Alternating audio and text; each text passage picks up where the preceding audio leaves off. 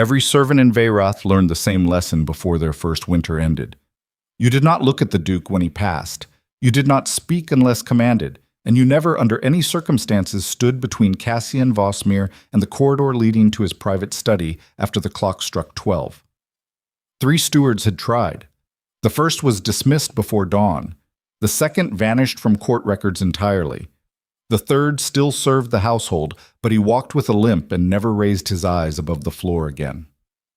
If you want to understand what kind of man builds an empire on silence, stay until the very end of this story. Because the drawer he locked every midnight was not the darkest thing inside that castle. The candles in the eastern gallery had burned down to amber stumps by the time the last of the dinner guests departed through the iron courtyard gates. Their carriages rattled across cobblestones still wet from an afternoon rain that had swept through the valley like a warning, drenching the vineyards and turning the black stone walls of Vosmir Keep into something that looked less like architecture and more like a clenched fist rising from the earth. The servants moved through the emptied banquet hall in rehearsed silence, clearing crystal goblets and folding linen with the precision of soldiers dismantling a battlefield. No one spoke. No one needed to. The Duke's household operated on fear the way other households operated on wages. It was more reliable and significantly cheaper. Cassian Vosmir stood at the tall window of his private corridor, watching the last carriage disappear beyond the outer wall. His reflection stared back at him from the rain-streaked glass. Dark hair cut sharp against the collar of a coat that cost more than most families in the lower provinces earned in a year. A jaw that looked designed for verdicts. Eyes the color of winter rivers, the kind that moved fast and cold and carried things away without warning. He was 34 years old and already the most feared man in 6 territories. Not because he shouted, not because he threatened. Because when Cassian Vosmir made a decision, the world rearranged itself around it, and anyone standing in the wrong place simply ceased to exist in any way that mattered. "The Thornwall delegation left without signing," said a voice behind him. Cassian did not turn. He recognized the cadence before the words finished forming. Lord Malric Thorne had a particular way of delivering bad news. He rapped it in the same tone other men used for weather observations, pleasant, detached, as though the collapse of a critical alliance was no more significant than a shift in wind direction. "I know," Cassian said. They seemed dissatisfied with the terms. They seemed like men who wanted to be bought at a higher price. "There is a difference." Malric stepped forward, his boots barely making sound on the stone floor. He was a decade older than the Duke, with silver threading through dark hair and a face that had been handsome once in the way that useful things are handsome. Not beautiful, functional. Every line on his face had been earned through proximity to power, and every one of them pointed inward, toward calculation rather than expression. He had served the Vosmir household since before Cassian's father died. In fact, he had served so long and so effectively that most people in Veyrath could not imagine the duchy functioning without him, which was, if anyone had bothered to examine it closely, a deeply troubling achievement. If Thornwall withdraws their military support before the Eastern Campaign, then we will conduct the Eastern Campaign without Thornwall. I did not build Veyrath's army to depend on allies who negotiate like merchants haggling over fish. Malric allowed a thin smile. Your father would have handled it differently. The silence that followed had weight. It pressed against the walls. It changed the temperature of the corridor by something that could not be measured but could absolutely be felt. Cassian's reflection in the window did not move. His jaw did not tighten. His hands remained exactly where they were. But something behind his eyes shifted, and Malric, who had survived decades in this castle by reading exactly those kinds of shifts, took a single step backward. "My father," Cassian said quietly, "is dead." "Of course, I only meant, I know what you meant, and I know what you are doing when you invoke his name. You're reminding me that you served him before you served me, which is your way of establishing that your loyalty predates my authority. It is a negotiating tactic, Malric, not a sentiment, and I would prefer you not insult us both by pretending otherwise." Malric's smile did not waver. That was the thing about him. Other men would have flinched at being stripped down so precisely. Other men would have fumbled for defense or retreat. Malric simply absorbed the strike the way deep water absorbs a stone. The surface barely rippled, and whatever happened beneath was invisible by design. My loyalty is genuine, Cassian. Your loyalty is strategic, which, for our purposes, serves the same function. You may leave. Malric bowed with the exact degree of deference that conveyed respect, without surrendering dignity. He had perfected the angle over 20 years. It was, in its own way, a masterpiece of physical rhetoric. Then he turned and walked down the corridor, his shadow stretching long against the stone walls before being swallowed by the darkness at the far end. Cassian waited until the footsteps disappeared. Then he reached into the breast pocket of his coat and removed a ring.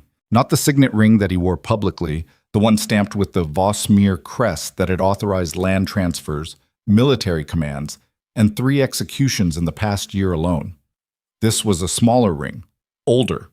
The metal was dark with age, and the design was worn nearly smooth. But if you held it at the right angle in the right light, you could still make out the outline of a key embedded within the band itself. He pressed the ring against a section of wall paneling that looked identical to every other section. Something clicked.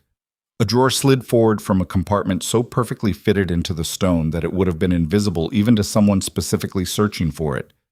Inside were papers, dozens of them, some folded, some loose, some so old the edges had yellowed and curled. He removed them with the careful hands of a man handling evidence he was not sure he wanted to understand. He sat at the narrow desk beside the window, arranged the pages in an order only he knew, and began to read. He did this every night. Every single night. The clock struck midnight.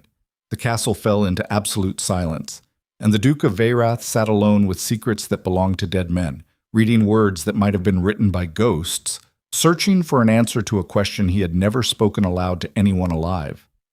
3 floors below and 2 corridors east, in the suite of rooms that had been designated for the Duchess upon her arrival 4 months ago, Seraphine Valicrest sat at her dressing table and removed the pearl pins from her hair one by one.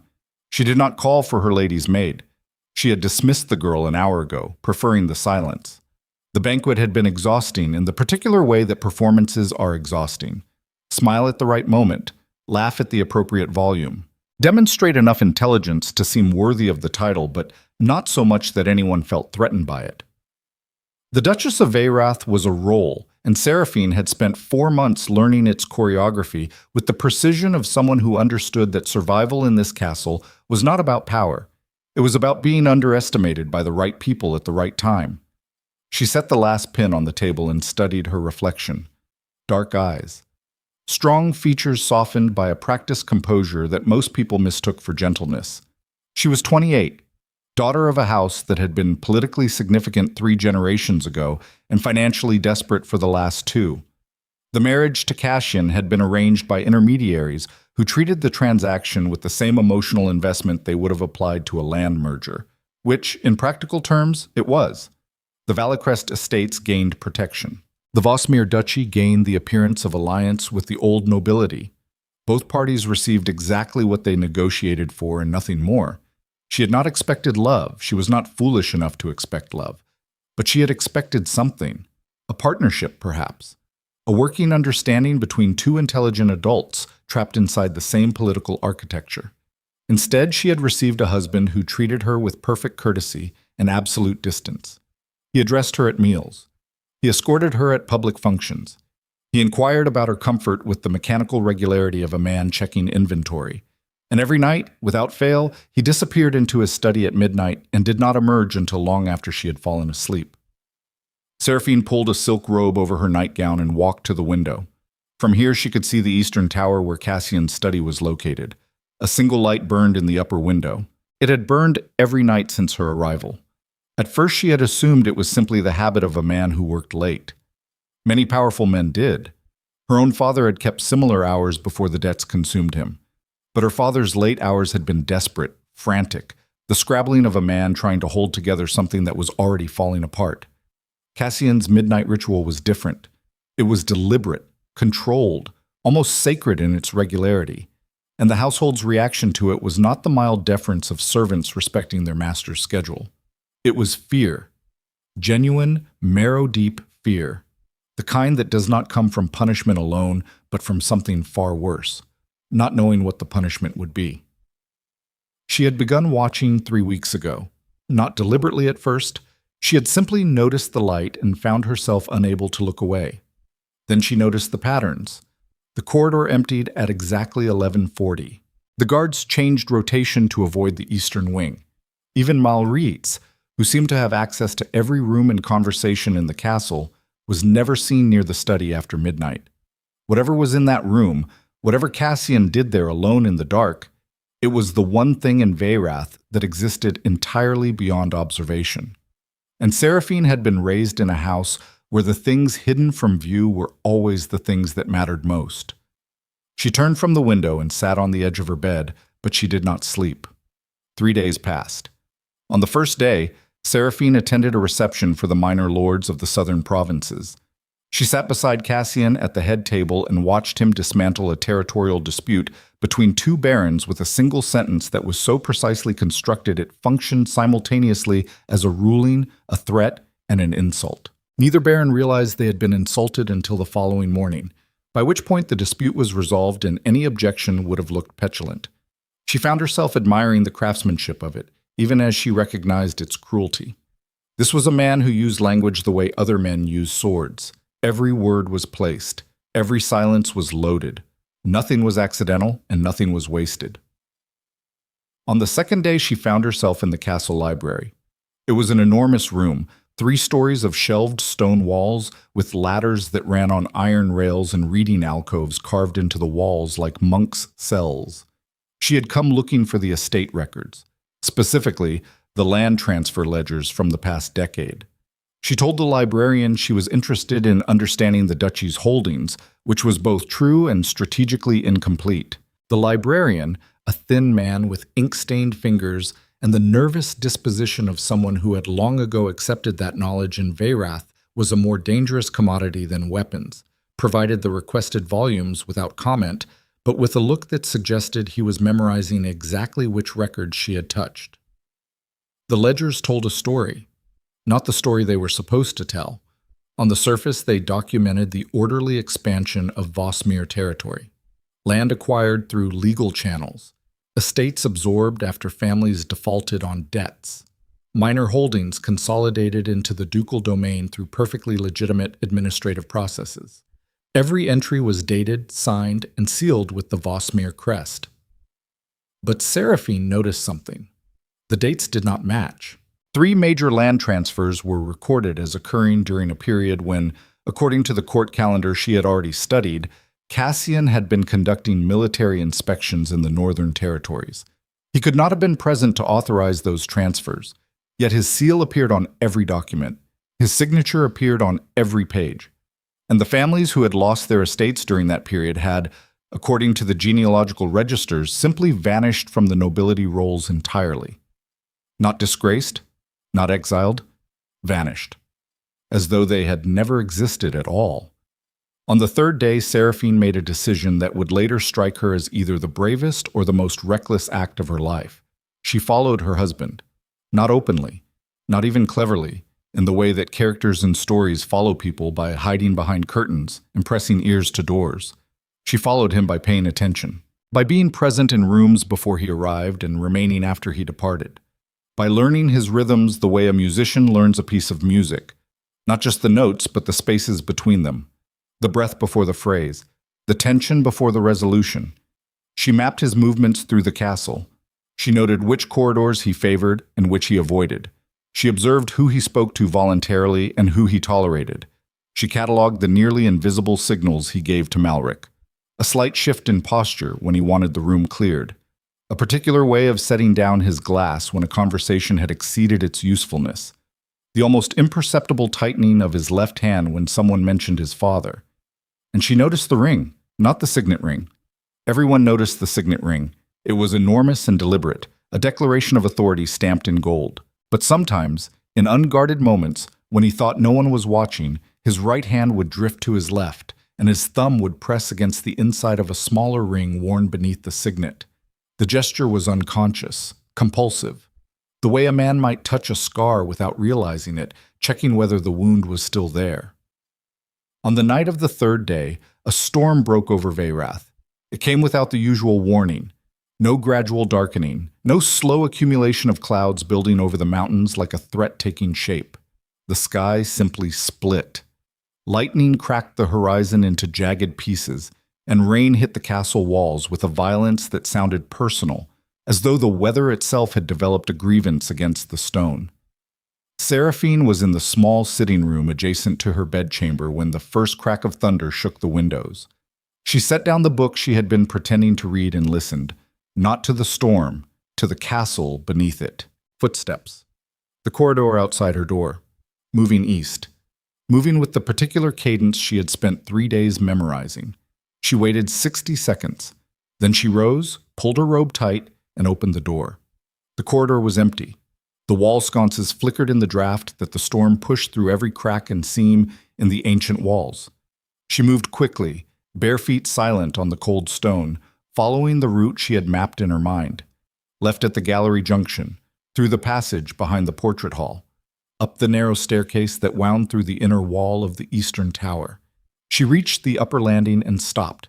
The study door was closed. Light seeped beneath it. She could hear nothing from inside. The storm was too loud, and the walls too thick, and whatever Cassian did in that room at midnight, he did it in a silence so complete it felt engineered. She stood there for 7 minutes. She counted everyone. Then the light shifted. A shadow moved beneath the door. Footsteps approached from the other side. She retreated. 3 steps back. Around the corner. Into the alcove where a stone figure of some long-forgotten Vosmere ancestor stood guard with blind eyes and eroded features. She pressed herself against the wall and held her breath. The door opened. Cassian stepped into the corridor. He stood there for a moment, silhouetted against the light from his study, and she saw something she had never seen on his face before. Exhaustion, not physical tiredness. Something deeper. The kind of weariness that settles into the architecture of a person when they have carried something too heavy for too long and the effort of concealment has become more draining than the weight itself. He looked down the corridor, then he turned and walked in the opposite direction toward the western wing and his own chambers. But he did not lock the study door. The storm had disrupted the mechanism. Or he had forgotten. Or something in whatever he had read tonight had shaken him enough to break the ritual he had maintained without deviation for years. She did not know the reason. She only knew that the door to the Duke's study stood open for the first time since she had arrived in this castle, and the corridor was empty, and her heart was hammering so hard she could feel it in her teeth. She moved. The study was smaller than she expected. A single desk, a single chair, shelves lined with volumes that appeared untouched. The candles on the desk had burned low, and the room smelled of hot wax and old paper and something metallic she could not identify. The window overlooked the central courtyard, where the storm turned the stone surfaces into sheets of moving water. Lightning flashed, and for a moment the room was illuminated with a white clarity that made every surface look like evidence. She went to the desk. The drawer was closed, but not locked. The mechanism that secured it, the one built into the wall, had only partially engaged. She could see the gap, less than an inch. But enough. She pulled it open. What she found was not what she expected. She had expected something simple, a ledger of bribes, a list of enemies. Perhaps letters from a mistress, which would have been the most ordinary and the most forgivable of a powerful man's secrets. What she found instead was a collection of documents so meticulously organized that the organization itself felt like an act of desperation. Someone had gathered these papers over years, perhaps decades, and arranged them with the obsessive precision of a man building a case against the world. Forged decrees bearing the Vosmere seal, but written in a hand that was not Cassian's. Land contracts transferring estates from noble families whose names matched the ones she had found erased from the genealogical registers. Death records signed by physicians who, according to the court rolls, had been dismissed from service within weeks of signing. Testimony transcripts from witnesses who had never appeared before any official tribunal. And at the bottom, beneath everything, a letter. The paper was thick, expensive, the kind used by the old Duke for personal correspondence. The handwriting was shaking, the letters formed with obvious difficulty, as though the writer had been in pain or terrified or both. It was addressed to no one.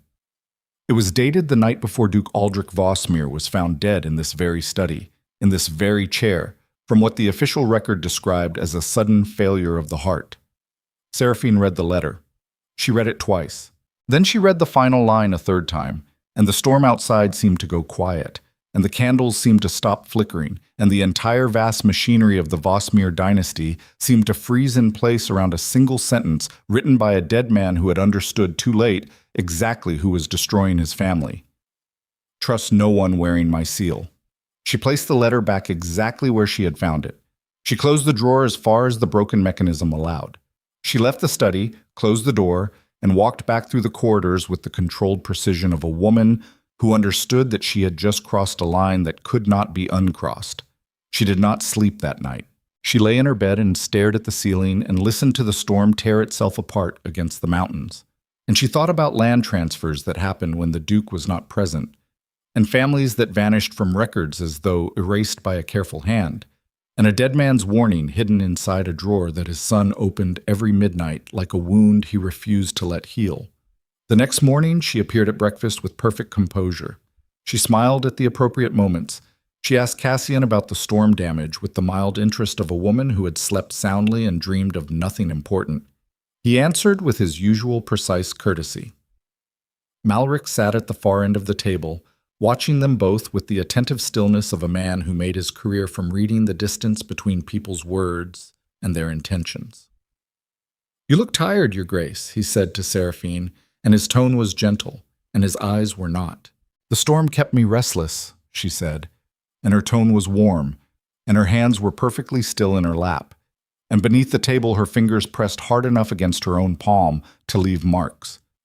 She understood now.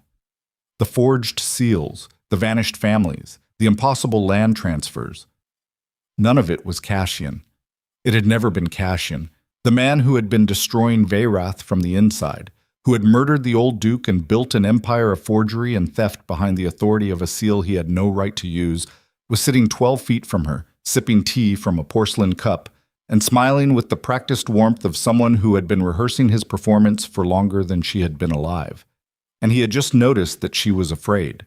Malric held his teacup with the stillness of a man who had learned decades ago that the body betrays what the mouth refuses to say. He watched the Duchess lift her napkin, press it to her lips, and set it back on her lap with a composure so meticulous it could only mean one thing. She was managing something.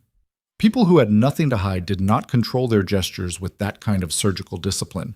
People at ease left crumbs on tablecloths and set down glasses carelessly and let their shoulders carry whatever weight the morning delivered. Seraphine Valicrest was performing relaxation, and the performance itself was the tell. He said nothing more about her tiredness. He did not need to. The observation had already done its work. It had landed between them like a stone dropped into still water, and now he could sit back and watch the ripples and measure their direction and speed and determine exactly how far they traveled before they reached something solid. Cassian excused himself from the table 20 minutes later. Estate business. The Eastern Territories required correspondence regarding the seasonal military rotations, and there were dispatches from the provincial magistrates that demanded his seal before midday. He left the breakfast room the way he left every room, completely. When Cassian Vosmir departed, the air pressure changed. Conversations that had been held at careful volumes returned to normal pitch. Shoulders dropped. Servants moved with less precision and more humanity. The Duke's absence was a physical event, a removal of gravitational force that allowed everything around it to drift back to its natural orbit. Seraphine remained at the table for exactly 3 minutes after his departure. Long enough to avoid the appearance of following.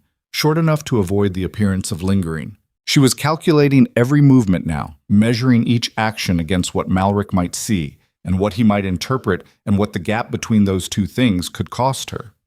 She returned to her chambers and locked the door. Then she sat on the edge of her bed and pressed both hands flat against the mattress and breathed the way a person breathes when they are deciding whether to run or dig in. Everything she had discovered in that drawer rearranged itself in her mind. The forged decrees, the stolen contracts, the death records, the old Duke's final letter. Every piece pointed to the same conclusion, and the conclusion was sitting downstairs finishing his breakfast with the calm efficiency of a man who had been committing treason for so long it no longer felt like treason. It felt like administration. But knowing was not enough. Knowing without proof was suspicion, knowing without allies was isolation, and knowing without a plan was suicide. She needed Cassian. The thought arrived with a clarity that surprised her, not because it was illogical, but because of what it required. She needed to trust a man she barely knew, a man the entire continent feared, a man who locked himself in a room every midnight to read the evidence of his own household's corruption and had chosen, for reasons she could not yet understand, to do nothing about it. Unless he was not doing nothing, unless the drawer itself was the action, unless every night he spent reading those documents was part of a process so slow and so careful that it was invisible to everyone around him, including the man who had created the need for it. She needed more information before she moved. She needed to understand the scope of what Malric had built. She needed to know who else was compromised, which officials served the Duke, and which served the man who controlled the Duke's seal, and she needed to find out all of this without alerting a person who had spent 20 years detecting exactly this kind of investigation. She started with the library. The librarian was alone when she arrived. He looked up from his desk with the reflexive caution of a man who had been expecting her return and dreading it in equal measure. "I need the correspondence archives," she said. "Specifically, letters between the late Duke and his council during the final year of his administration." The librarian's hand stopped moving. His ink-stained fingers rested on the ledger he had been annotating, and for a moment his entire body became a study in competing instincts. The desire to comply with authority versus the knowledge that some requests carry consequences that extend far beyond the transaction. "Those records are classified, Your Grace." "By whose authority?" "By the Duke's standing order. No council correspondence from the late Duke's era may be accessed without direct authorization from His Grace." "From the current Duke?" "Yes." "Then I will obtain his authorization." She left before the librarian could respond. She did not need his response, she needed his anxiety. Because a nervous man in a castle like Veyrath would do one of two things. He would either stay silent and hope the inquiry died on its own, or he would report the Duchess's interest to someone who monitored such things. And the person who monitored such things in this castle was not Cassian. It was Malric. She was using herself as bait. She understood this with the cold precision of someone who had grown up watching her own family devoured by forces they never saw coming. The difference between her father and herself was simple. Her father had trusted the wrong people because he believed trust was something you gave. Seraphine understood that trust was something you engineered. You did not hand it over and hope. You constructed conditions under which the other person's self-interest aligned with your survival, and then you tested those conditions under pressure before you committed to them. She found Cassian in the war room. It was a massive chamber on the second floor of the western wing, walled with maps of every territory in Veyrath's domain, and furnished with a table large enough to seat 20 commanders. He was alone, standing before the eastern map with a dispatch in one hand and a pen in the other, marking positions with the focused intensity of a man for whom geography was not information but architecture. He was building something on that map, moving pieces that existed in the real world by moving their representations on paper. And the confidence with which he did it, the absolute certainty of each mark, suggested a mind that did not merely react to the world, but designed it. "I need to speak with you," she said from the doorway. He did not look up. "Then speak." "Privately." Now he looked up. His eyes moved across her face with the same analytical precision he had been applying to the map, reading, measuring, cataloging data points and running them against established patterns. "Close the door," he said. She closed it. The sound was small, but it changed the room. Doors in Veyrath did not simply close, they sealed, they separated. They created boundaries between what could be heard and what could be denied. "3 nights ago," Seraphine said, "I went to your study." His hand stopped. The pen rested against the map's surface. His body did not move, but something inside it shifted. She could see it in the way the stillness changed quality, from focus to contained, the way a drawn bow looks different from a resting one, even though both are motionless. "You left the door open," she continued. "The storm disrupted the lock. I found the drawer." Silence. She had expected anger. She had prepared for dismissal, for the cold fury that the household whispered about in corners. for the version of Cassian Vossmere that turned men into former employees and former employees into cautionary tales. What she had not prepared for was the expression that crossed his face in the half-second before he controlled it. It was not anger, it was relief, terrified, unwanted, dangerous relief. The kind that happens when a man who has been drowning alone in a room realizes someone else has found the water. "What did you read?" he said. It was not a question. It was a triage assessment. He needed to know the extent of the breach before he could determine the damage. Everything, the forged decrees, the land contracts, the death records. "Your father's letter?" He set the pen down. He placed it parallel to the edge of the map with the deliberate precision of a man who needed his hands to do something controlled while the rest of him processed information that could not be controlled at all. "And what did you conclude?" "That none of it was you. That someone has been using your seal, your authority, your name to commit crimes you did not authorize, against families you may not have known existed, for purposes that serve interests other than yours. And that you have known this for some time, possibly years, and you have done nothing about it because the person responsible is so deeply embedded in your household that exposing him would mean exposing the foundation your entire duchy stands on." Cassian stared at her. It was not the stare he used in court, the one that flattened opposition and ended debates. It was the stare of a man seeing someone clearly for the first time. Reassessing, rebuilding an entire understanding of another person from the ground up, because every assumption he had made about her had just been proven insufficient. "You are not what I expected," he said. "No one in this castle has any idea what I am. That is by design." He moved to the window. He stood with his back to her, which in Cassian Vossmere's vocabulary of power was either the highest form of trust or the most calculated form of provocation. She suspected it was both. "My father discovered the forgeries 6 months before he died," Cassian said. His voice was different now, stripped. Not the instrument of authority he wielded in public, but something underneath it, something that had been carrying the full weight of what he knew without relief or assistance for longer than she could calculate. He tried to investigate quietly. He pulled records. He cross-referenced seals. He questioned magistrates in the outer territories. He was methodical, patient, and completely alone. He did not know who to trust because the person he would have trusted with the investigation was the person conducting the crimes. Malric. The name sat in the room between them. "He was my father's closest advisor for 18 years, Cassian said. He managed the administrative apparatus of the entire duchy. He had access to every seal, every directive, every communication channel. My father built the military power of Veyrath, but Malric built the bureaucracy. And the bureaucracy is where the real architecture of control exists. Not in armies, not in castles, in paperwork, in who signs what, in which version of a document reaches which desk, in the quiet, invisible decisions that determine who owns land and who does not, who lives comfortably and who disappears."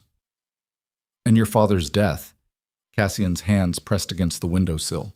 The knuckles whitened. She watched the pressure build in his forearms and understood that she was witnessing something the Duke of Veyrath did not show to anyone. The physical cost of sustained control. The effort required to hold rage inside a body that was designed for action and force it into patience instead. The physician who signed the death certificate was dismissed 3 weeks later. His replacement was appointed by Malric.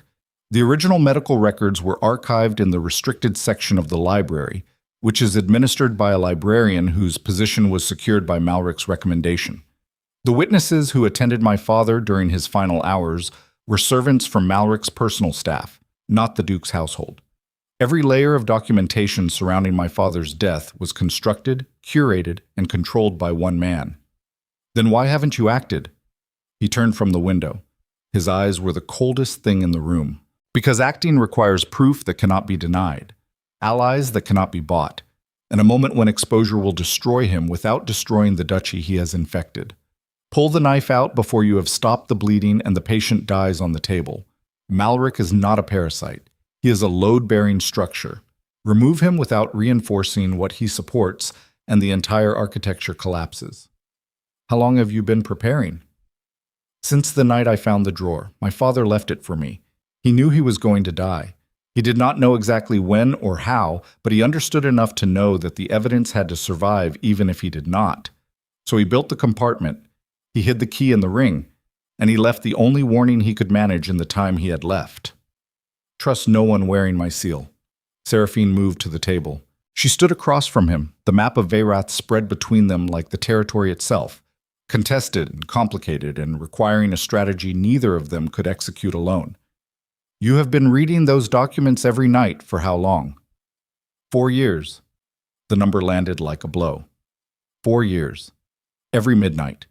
Alone in a locked room with evidence of his father's murder and the systematic dismantling of his own authority, reading it over and over because understanding was the only weapon he could build in complete isolation, because the one person in the world he should have been able to trust with this information was the one person who would kill him for possessing it. You needed someone, she said, not with sympathy, with precision. Someone inside the castle who was not part of his network, someone who had no prior loyalty to his system, someone who arrived recently enough that their alliances were still unformed. I needed someone who was smart enough to find the drawer on their own, because if I told anyone directly, Malric would know. He monitors my communications. He reads the patterns of my behavior the way I read maps. Any deviation, any unexplained conversation, any shift in my routine would trigger a response. But if someone found the drawer independently, if someone came to me with the information rather than receiving it from me, the discovery would be organic, untraceable. Seraphine stared at him. The implications restructured themselves in her mind like a building revealing its hidden framework. You left the door open deliberately. He said nothing, but he did not deny it. And in Cassian Vosmir's world, the absence of denial was the most honest form of confirmation available. The storm was real, he said. The broken lock was real. Whether I checked the mechanism as thoroughly as I normally would have on a night when I knew you had been watching me for 3 days is a question I will leave to your judgment. She should have been angry. He had manipulated her. He had used her curiosity as an instrument, played her investigation like a piece on one of his maps, and guided her toward a discovery he needed her to make for reasons that served his strategy first, and her safety not at all. But anger required the luxury of alternatives, and the truth was that she had walked into this castle with no allies, no information, and no future beyond the decorative function of a political bride. Cassian had given her the one thing no one else in Veyrath had offered, a role that mattered. Then we worked together, she said. We worked carefully. Malric has survived 20 years in this castle by being the most observant person in every room. If he suspects we are collaborating, he will act, not dramatically, not publicly. He will adjust. He will alter records. He will remove evidence. He will reposition loyalties. And when he is finished, the case against him will be hollow, and anyone who tried to build it will be discredited or dead. What do you need? The correspondence archive. My father's letters to the council during his final year. Malric restricted access after my father died, claiming it was a security measure, but those letters contain the original directives, the ones Malric later forged. If we can compare the originals to the versions that were executed, the forgery becomes undeniable. The librarian will report my request to Malric. I made certain of it. Cassian looked at her again with that reassessing stare, and something shifted in it. Not warmth, not yet, but recognition. The acknowledgement of competence by a man who valued competence above almost everything else. You wanted him to report it.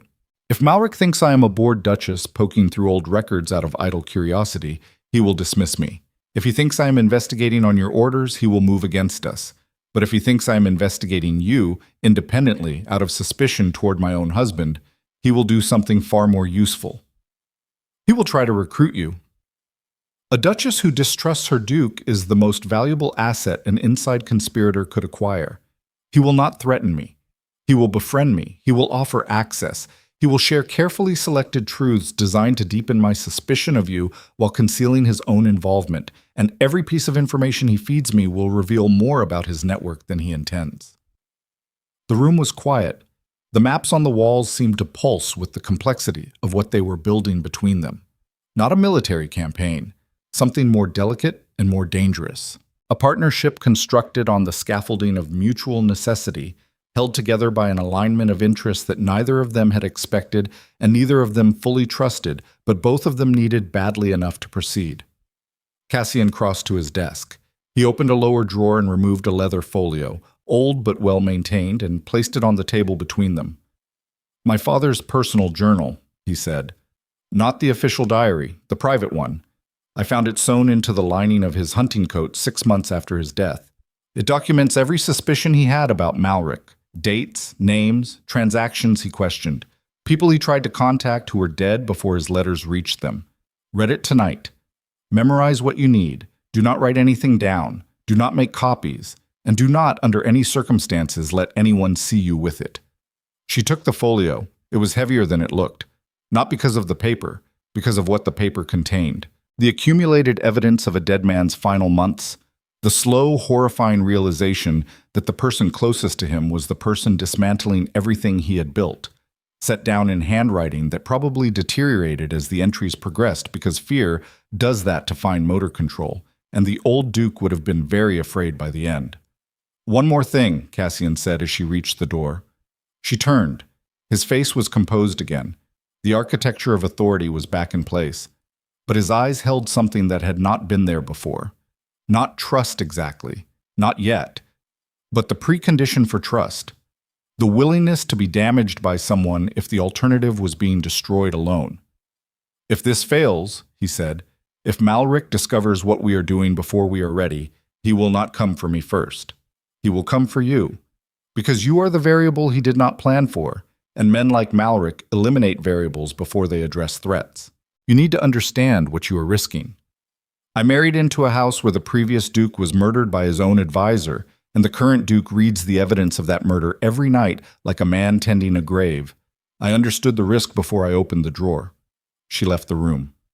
The corridor swallowed her footsteps, and behind her, Cassian Vosmir stood alone in his war room, surrounded by maps of an empire he controlled on paper and barely held in reality, and he pressed his thumb against the small ring beneath his signet, and he realized that for the first time in 4 years, the gesture did not feel like checking a wound. It felt like loading a weapon.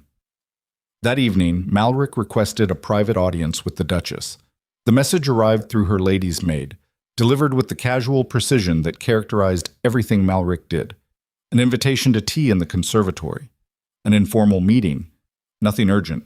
Simply an opportunity for the Duke's most trusted advisor to better acquaint himself with the newest member of the household.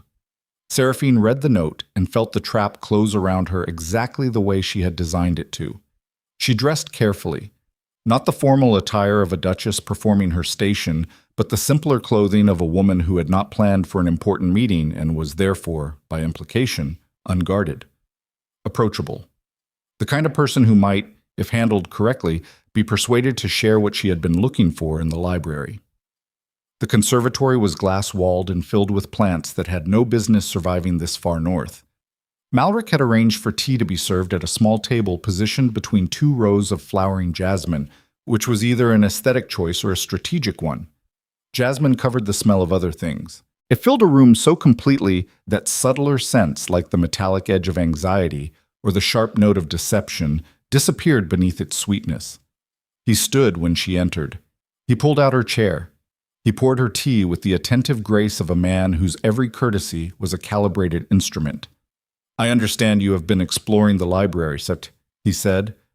"I have time to fill. The Duchess's schedule is not as demanding as I expected. Veyrath can be isolating for someone accustomed to a more active household. Your family's estate was quite different, I understand." "My family's estate was quite bankrupt, which you already know since you reviewed the financial records before the marriage was arranged." Malric's smile widened. Not a flinch. An appreciation. He liked directness. Or rather, he liked the appearance of directness because it made people feel honest, and feeling honest made them careless. "You are refreshingly candid, Your Grace." "I am practical. Candor saves time." "Then I will be candid as well. The librarian mentioned you requested access to restricted correspondence, council letters from the late Duke's administration." "Yes." "May I ask why?" "Because I married into a household that everyone fears and no one explains, and I have decided that if I'm going to carry the Vosmir name, I'm going to understand what it means. all of what it means, not just the version presented at banquets. Malric set down his cup. He leaned forward slightly, and his eyes changed. The pleasant social warmth remained on the surface, but beneath it something else surfaced. Interest. The focused, predatory interest of a man who had just identified something he could use. The late Duke was a complicated man, Malric said. His administration was not always orderly. There are matters in those archives that could be misunderstood by someone without the proper context. Then perhaps someone with the proper context could help me understand them. The words hung between them like a key turning in a lock. Malric studied her. She could feel the weight of his assessment, the calculation running behind his measured expression. He was determining whether she was useful, whether her curiosity could be shaped into a tool, whether the Duchess who distrusted her husband could be transformed into an asset who served Malric's interest while believing she served her own. "Perhaps I could," he said softly. "There are things about this household, about the Duke's history, about decisions made before your arrival that you deserve to know, for your own protection." He reached across the table and placed his hand over hers. The gesture was gentle, paternal. Precisely the kind of touch designed to create the illusion of alliance, the feeling that this powerful man was offering her shelter from a storm she could not navigate alone. She did not pull her hand away. She looked into his eyes and let him see exactly what he wanted to see. Gratitude. Uncertainty. The fragile trust of a young woman who had married a frightening man and found in his most senior advisor the first person willing to treat her as something other than a political transaction. "I would appreciate that, Lord Malric," she said. "I feel very alone here." His fingers tightened on hers, just slightly, just enough to signal possession disguised as comfort. "You are not alone, Your Grace. Not anymore." She smiled. And behind the smile, behind the performance, behind every calculated gesture and manufactured vulnerability, Seraphine Valicrest felt the mechanism of her trap engage with a precision that would have impressed even the Duke himself. Malric had taken the bait. Now she had to survive long enough to set the hook. Over the following 2 weeks, Malric fed her exactly what she needed. Not all at once. He was too careful for that, too practiced in the architecture of manipulation to unload information without controlling its sequence and its impact. He gave her pieces, carefully selected, deliberately ordered. Each one designed to deepen her distrust of Cassian, while positioning himself as the concerned insider who had spent decades trying to contain a dangerous ruler's worst impulses. They met in the conservatory 3 more times, in the library twice. Once in the gallery overlooking the inner courtyard, where Malric stood beside her and pointed at the eastern tower and said, with a sadness so convincing it almost fooled even her, that the late Duke had been a good man broken by the isolation of power, and that his son had inherited the isolation without the goodness. Each meeting gave her another thread, a name. Lord Desmond Caverley, the magistrate of the Southern Territories, dismissed from his post 6 years ago after questioning a series of land transfers that bore the Vos Mere seal but arrived at his office through channels he had never seen before. Malric described the dismissal as Cassian's doing, a paranoid duke silencing a loyal servant who asked the wrong questions. But Seraphine cross-referenced the date against the old duke's private journal and found the truth. Caverley had been dismissed by administrative order. The order bore Cassian's seal, but Cassian had been 17 years old at the time, still a year from his formal investiture, still technically under the guardianship of his father's council. A council administered by Malric. A document. Malric produced a letter he claimed Cassian had written to the commander of the Western Garrison, authorizing the seizure of 3 estates belonging to the Haverford family. The letter was brutal. The language was cold. The signature was unmistakably the Duke's, but the handwriting, though excellent, carried a single tell that Seraphine would never have noticed if she had not spent weeks studying Cassian's correspondence. The letter T. Cassian crossed his T's with a sharp downward stroke that pressed hard enough to leave an impression on the paper beneath. The letter Malric showed her used a flat horizontal cross, identical in appearance, completely different in pressure. A forger working from visual reference without understanding the physical habits of the hand he was imitating. A story. Malric told her during their 4th meeting about the night the old Duke died. He described finding Aldrich in his study, slumped over his desk, still warm. He described the physician arriving within minutes. He described the quiet efficiency with which the household managed the transition, the dignity preserved, the succession secured. He told the story with the weight of genuine grief, and Seraphine listened to every word and catalogued every detail and noted one thing that Malric probably did not realize he had revealed. He said the physician arrived within minutes, but the old Duke's study was in the eastern tower, accessed through a locked corridor that required 2 keys. The physician would have needed to be summoned, travel from his quarters in the western wing, obtain the corridor keys from the night steward, and navigate 3 flights of stairs. Within minutes was not a description of emergency response. It was a description of premeditated positioning. The physician had been close because someone had placed him close, someone who knew what was going to happen in that study before it happened. Every piece Malric gave her was a lie wrapped around a truth. The lie was the attribution. The truth was the crime, and every crime led back to the same architect. Seraphine delivered each piece to Cassian in their own midnight meetings, which took place not in his study but in the war room, behind locked doors, with maps spread between them like the shared geography of a campaign that was becoming increasingly personal and increasingly dangerous. She watched him process each revelation with the controlled intensity of a man performing surgery on himself without anesthetic. Every forged letter was a cut. Every fabricated story was a wound reopened. And the cumulative effect, night after night, was not rage but something colder and more functional. Cassian Vossmere was not building toward an explosion. He was building toward a verdict. On the 15th night, she brought him the journal. Not Aldrich's journal. Malric's. She had found it because Malric had made the one mistake that brilliant manipulators eventually make when they believe their control is absolute. He had trusted his own system. During their 3rd conservatory meeting, he had excused himself for 7 minutes to address a message from the garrison commander. He left her alone in a room he considered secure because every servant in that wing reported to him and the conservatory had no documents, no files, nothing worth examining. But Seraphine had noticed something during their 2nd meeting that Malric had not intended her to notice. When he spoke about certain transactions, his right hand drifted to the inner pocket of his coat. Not to retrieve anything, to confirm something was there. The same unconscious gesture Cassian made with his ring, the body confirming the presence of something the mind could not stop worrying about. 7 minutes alone.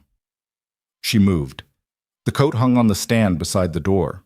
The inner pocket contained a slim leather notebook, barely larger than her palm, filled with entries written in a cipher that was not a cipher at all, but simply Malric's own shorthand, a personal notation system that abbreviated names and dates and transactions into a dense code that would mean nothing to a stranger but would mean everything to anyone who already understood the pattern. She did not take the notebook. She did not need to. She had spent her childhood watching her father's accountants work. She could read a ledger the way other women read novels, quickly, structurally, extracting the architecture of the numbers without needing to decode every digit. In 4 minutes, she memorized enough. Dates that corresponded to the forged documents in Cassian's drawer. Initials that matched the dismissed magistrate and the vanished families. Payment records to names she had not yet encountered but would investigate. And one entry, near the back, that stopped her breathing for 3 full seconds. SV. Acquired. Timeline accelerated. Useful through autumn. Dispose before first frost. SV Seraphine Valicrest. She was not Malric's recruit. She was his schedule. He had not befriended her because she had baited him into it.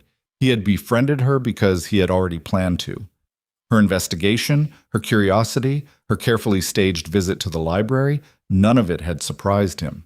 He had been expecting it, preparing for it, because Malric did not react to variables. He anticipated them. He had known from the moment she arrived in Veyrath that an intelligent woman married to a secretive man would eventually start asking questions. And he had built a timeline around that inevitability. And the timeline had an end date, and the end date was not a retirement. Dispose before first frost. She put the notebook back. She returned to her chair. She picked up her teacup. And when Malric walked back into the conservatory 4 minutes later, she smiled at him with the same manufactured vulnerability she had been performing for 2 weeks. And he smiled back with the same manufactured warmth. And neither of them acknowledged that the game had just changed completely, because neither of them could afford to let the other one see it. That night she told Cassian. She stood in the war room and said the words without softening them, because softening would have been an insult to both of them. She told him about the notebook. She told him about the cipher. She told him about the entry with her initials and the timeline and the word disposé, and she watched his face while she spoke and saw something happen that she had not expected. He did not react with the cold strategic analysis she had seen in every previous conversation. He reacted with something raw, something that cracked the surface of the man who had spent 4 years perfecting the art of controlled response. His jaw tightened, his hands pressed flat against the map table. His breathing changed, not faster but deeper, the way a body breathes when it is trying to contain something that wants to be violent. "He is going to move against you," Cassian said, and his voice was different, lower, stripped of the aristocratic precision that usually governed every syllable. This was the voice underneath the Duke, the one that existed before the title and the territory and the weight of an empire built on secrets he never created. "Not yet. He believes I am still useful. The timeline gives us until autumn. The timeline gives us until he decides autumn has arrived. Malric does not follow schedules. He creates them and then adjusts them when the conditions change. If he suspects you have seen the notebook, autumn becomes tonight. He does not suspect. You cannot know that. I can know that he left me alone for 7 minutes in a room with his coat. A man who suspects does not leave evidence unattended. He was testing me, yes, but the test was whether I would stay in my chair and wait like a good recruit. I stayed. I passed." Cassian looked at her, and the thing in his eyes was not the recognition of competence she had seen before. It was fear, not for himself, for her. And the distinction mattered because Cassian Vosmir had spent his entire adult life managing fear as a strategic resource, weaponizing it in others while eliminating it in himself. And the fact that he was feeling it now, involuntarily, on behalf of someone else, meant something had shifted in the architecture of who he was. And the shift was not strategic, and it was not controlled, and it was the most dangerous development in a situation already saturated with danger, because you cannot make cold decisions about a person you are afraid to lose. They worked faster after that. The journal entries were cross-referenced against the documents in the drawer. Seraphine mapped Malric's payment network using the initials from his notebook, identifying 7 officials in key administrative positions whose appointments coincided with transactions recorded in the dead Duke's private journal. 3 magistrates, 2 garrison commanders, the keeper of the ducal archives, and the chief physician of the household, a man named Aldous Cren, who had been appointed the day after the original physician was dismissed and who had signed every medical document in the castle since, including the death certificate of Duke Aldrich Vosmir. The case was building. But cases were paper, and Malric had spent 20 years demonstrating that paper could be created, destroyed, and rewritten to serve whatever truth was most useful. They needed a witness, someone inside Malric's network willing to break, someone whose self-preservation instinct outweighed their loyalty, which in a network built on complicity rather than conviction was not an unreasonable expectation. Accomplices are not believers. They are investors, and investors abandon positions when the returns no longer justify the risk. Seraphine found one. The keeper of the ducal archives was a man named Fenwick Dre, 53 years old, 17 years in his position, appointed by Malric 6 months after the old duke's death. His role gave him control over which documents were stored, which were accessible, and which were quietly removed from the record. He was the gatekeeper of Veyrath's institutional memory, and his gate swung in whatever direction Malric pointed. But Dre had a vulnerability that Malric either did not know about or chose to ignore because it served his purposes.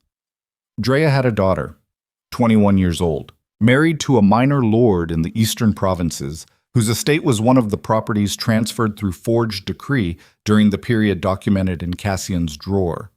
The marriage had been arranged after the transfer, which meant Dre had allowed his own daughter to marry into a family that was living on stolen land stolen through a system Dre himself maintained. If the forgeries were exposed, the estate would be reclaimed, the marriage would be voided, and Dre's daughter would be returned to her father's household, disgraced and dispossessed, a casualty of her own father's complicity. Seraphine did not need to threaten Dre. She needed to show him what was coming and let the mathematics of fatherhood do the rest. She arranged a meeting through channels that bypassed Malric's observation. Not the library, not the conservatory, not any room where servants reported and walls had been trained to listen. She met Dre in the one place in the castle that no one monitored because no one considered it significant. The kitchen garden.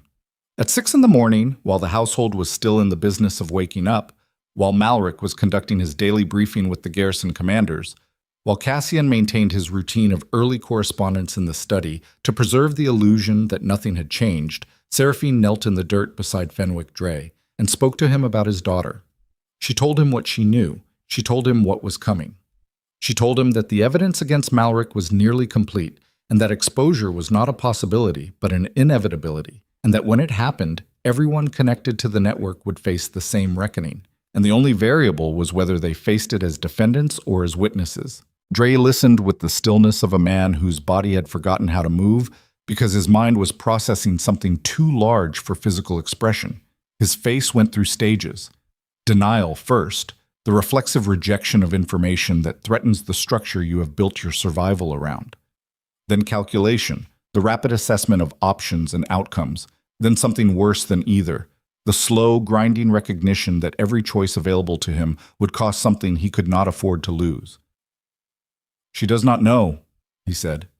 His voice was barely audible. "My daughter does not know about the transfers. She believes the estate was legitimately acquired." "Then help me ensure she never has to learn otherwise." Dre broke.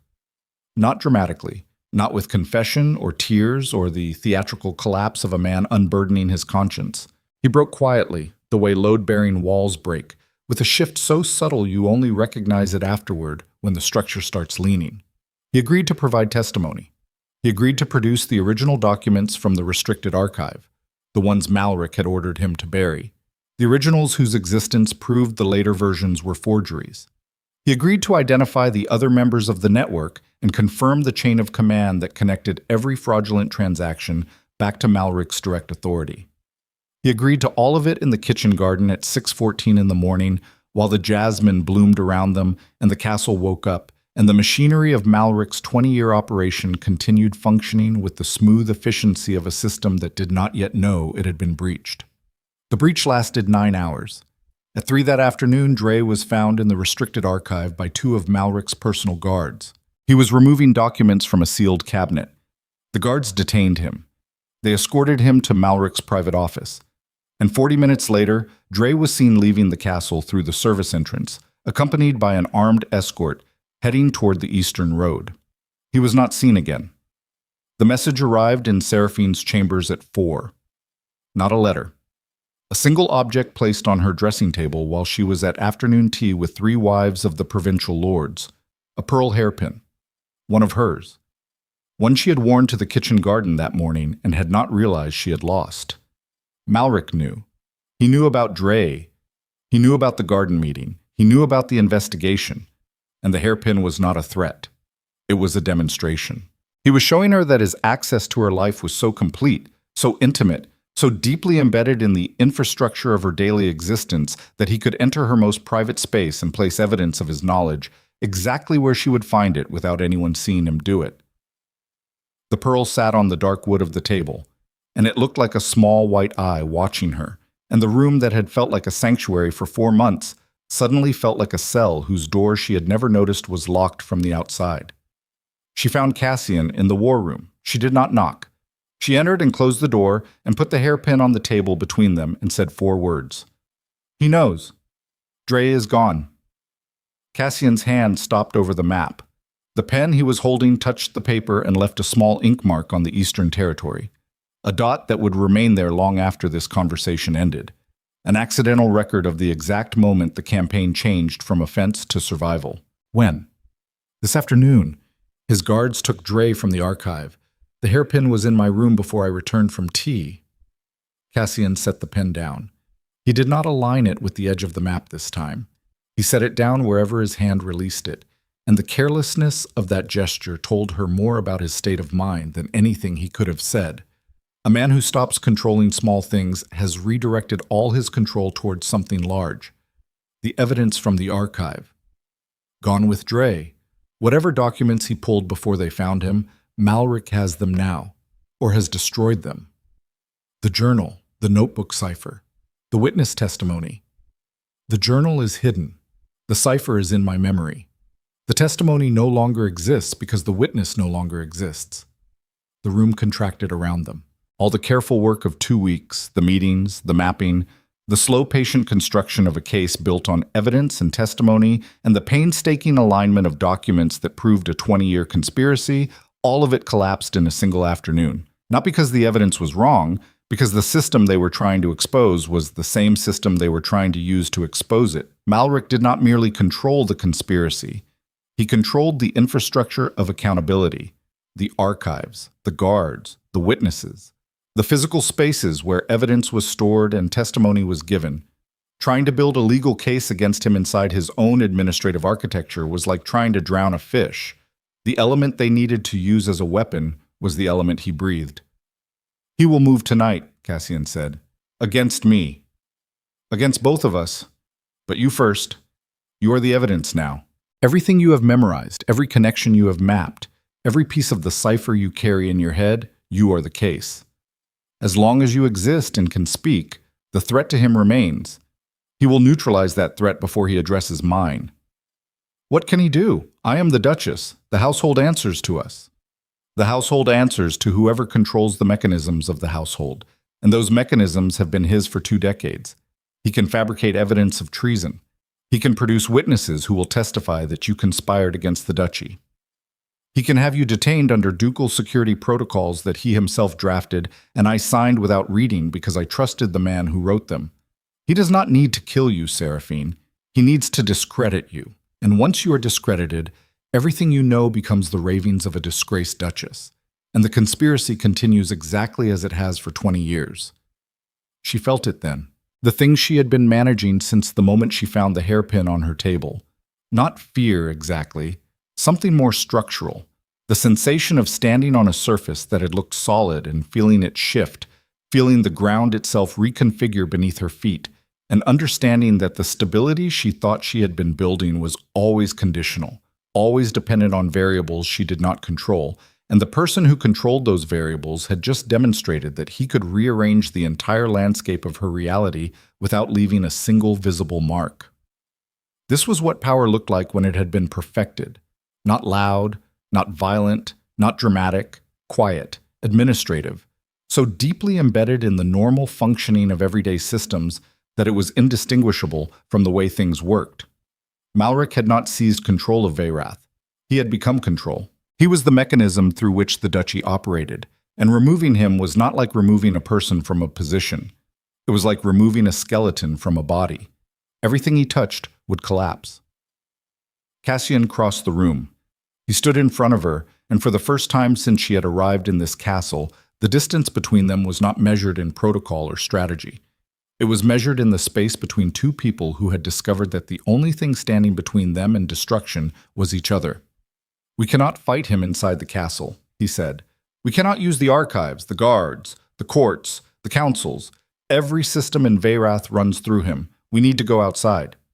"Outside where?" "The Royal Assembly. 3 days from now in Thornwall. Every major lord, every territorial commander, every diplomatic emissary in the region will be present. It is the one gathering Malric cannot control because it exists beyond the duchy's administrative authority. If we present the evidence there publicly, before witnesses he has not recruited and officials he cannot dismiss, the case becomes undeniable. We have no evidence. Dre is gone. The archive documents are gone. We have the drawer. We have my father's journal. We have your memory of Malric's cipher. And we have something Malric does not expect and cannot prepare for." "What?" Cassian's eyes held hers. The Winter River had changed. It was still cold, still fast, but something beneath the surface had shifted, a current redirected not by strategy but by something older and less controllable. And the look he gave her was not the look of a duke assessing an asset or a commander evaluating a weapon. It was the look of a man who had made a decision that terrified him, and was going to make it anyway because the alternative was worse. "Each other," he said.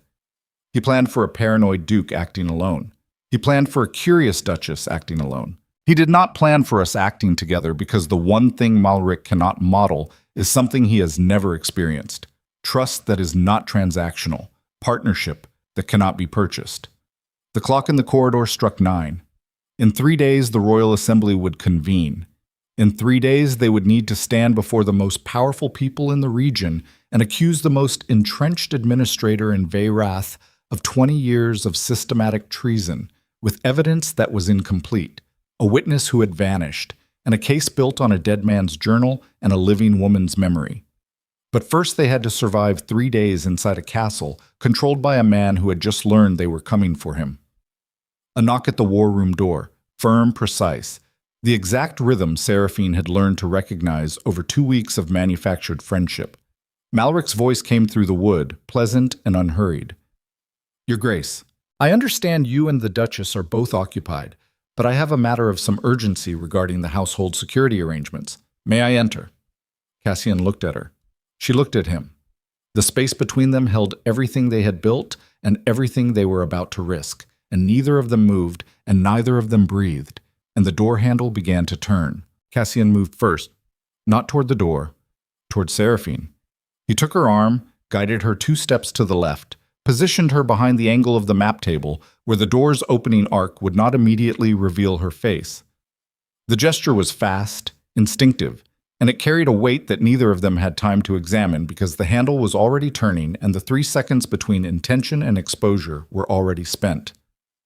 "Enter," Cassian said. His voice was perfect, the same authoritative tone he used for every routine interaction. Not a single frequency disturbed.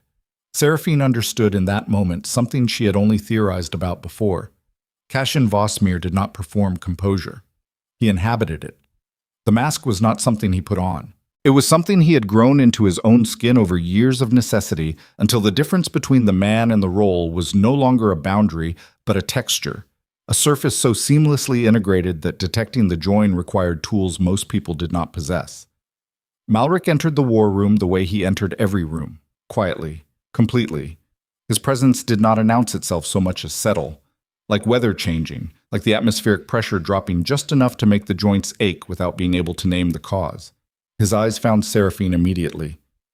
"Your Grace," he said to her, and the warmth in his voice was immaculate. "I did not realize you were here.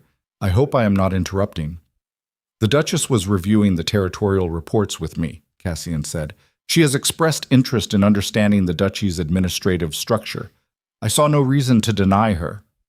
Malric's gaze moved between them, reading, calculating, running the data of their positions, their postures, the quality of the silence that had filled the room before he entered through an analytical framework built over 20 years of monitoring exactly these kinds of moments. "How admirable," Malric said. "A duchess who takes interest in governance. Your father would have approved." The invocation landed where it always did, in the space between what Cassian showed and what Cassian felt. But this time, something was different. This time Cassian did not tighten, did not freeze, did not give Malric the micro-reaction he was fishing for. Instead, he looked at his advisor with an expression that was so neutral, so perfectly calibrated to nothing, that its blankness itself became a kind of statement. "You mentioned a security matter," Cassian said. "Yes. I have received reports of unusual activity in the eastern corridors. Specifically, the restricted archive was accessed this afternoon without proper authorization. I have taken the liberty of increasing guard presence in that wing." "Accessed by whom?" "That is what I intend to determine. The keeper of the archive, Fenwick Dre, appears to have left the castle grounds without filing a departure notice. I have dispatched men to locate him." Cassian nodded. "Keep me informed." "Of course." Malric paused. The pause was a weapon. It created space for the other person to fill, and whatever they filled it with revealed more than any direct question could extract. When neither Cassian nor Seraphine filled it, Malric smiled. "I should mention," he said, "that in light of these security concerns, I have recommended adjustments to the household access protocols. Effective immediately, all movement between wings after the 10th bell will require escort authorization. For everyone's protection." The words landed with surgical precision. For everyone's protection. It was not a security measure. It was a cage. Escort authorization meant Malric's guards. Movement restrictions meant Malric's surveillance. He was locking down the castle not to find an intruder, but to contain the two people standing in front of him, and he was doing it with the administrative language of a concerned official implementing reasonable precautions, and the brilliance of it was that any objection would sound like resistance to safety, which was the same thing as an admission of guilt. "That seems prudent," Cassian said. Malric bowed. The same perfect angle, the same rehearsed deference. Then he left, and the door closed behind him, and the room exhaled.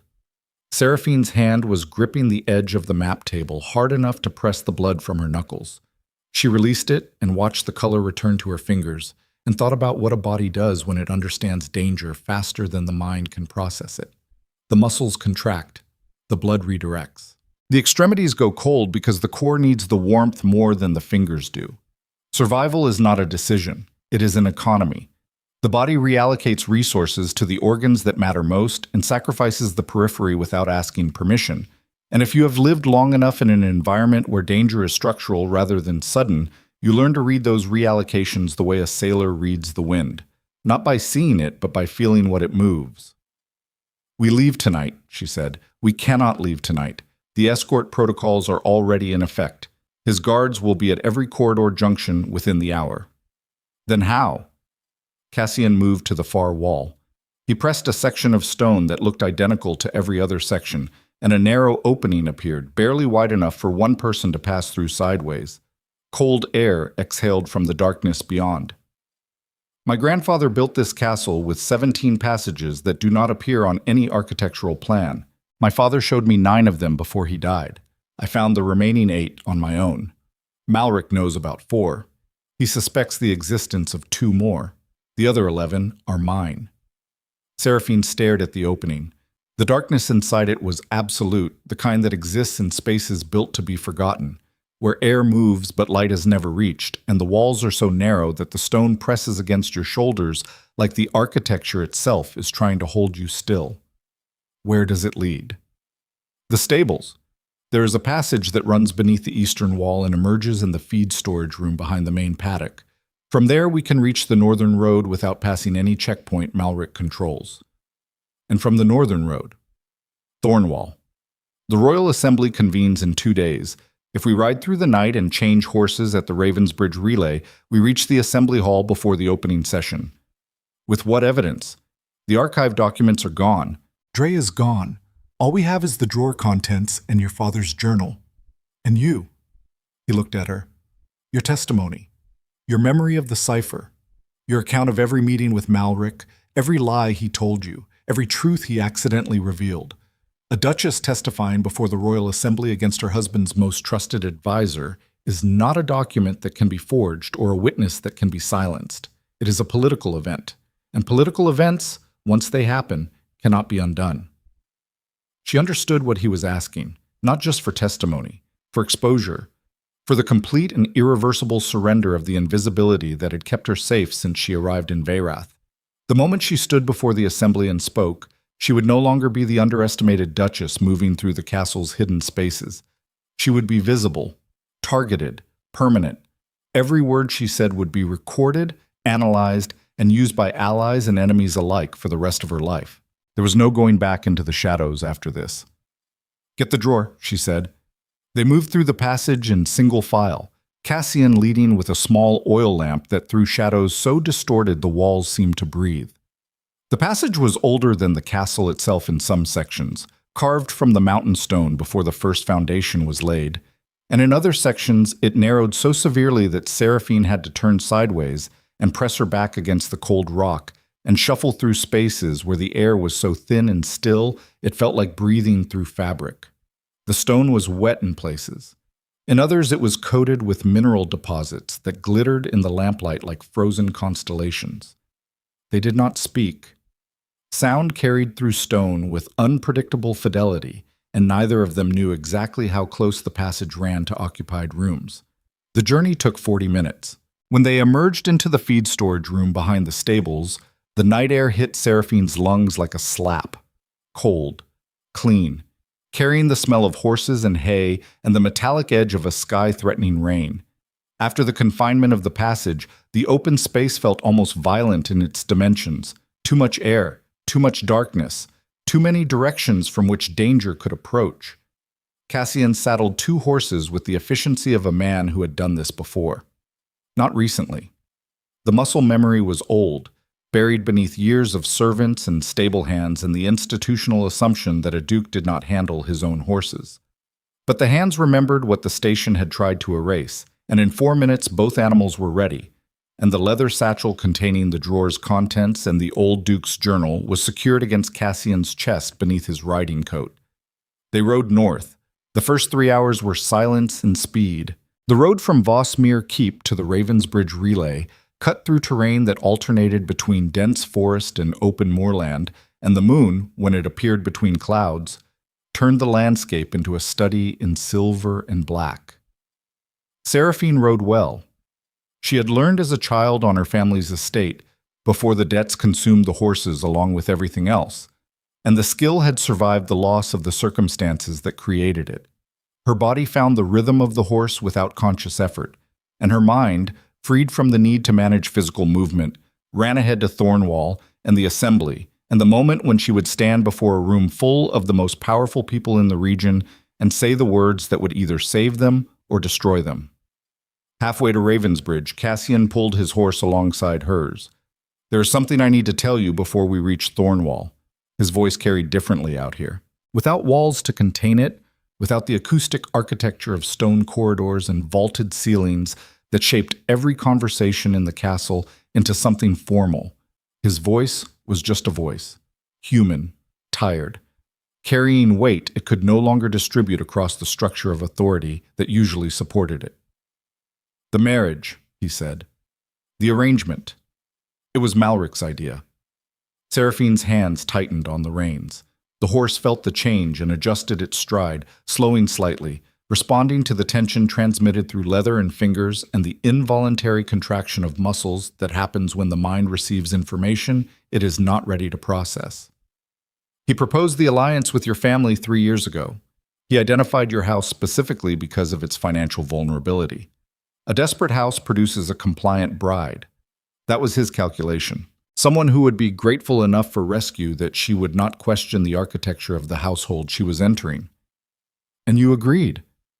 "I agreed because I needed someone inside the castle who was not part of his network. I told myself it was strategic. I told myself I was selecting an ally the way I would select a position on a map. Defensible, advantageous, controllable." He paused. The horse beneath him shifted, picking its way through a patch of loose stone. "I was wrong about the last one." She did not respond. Not because she had nothing to say, but because what she was feeling did not have a shape yet. Anger was there.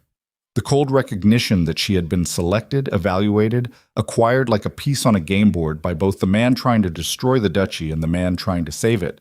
But underneath the anger was something more complicated. The acknowledgement that in a world where every relationship was transactional, the fact that Cassian was telling her this now, voluntarily, without strategic necessity, was itself a transaction of a different kind.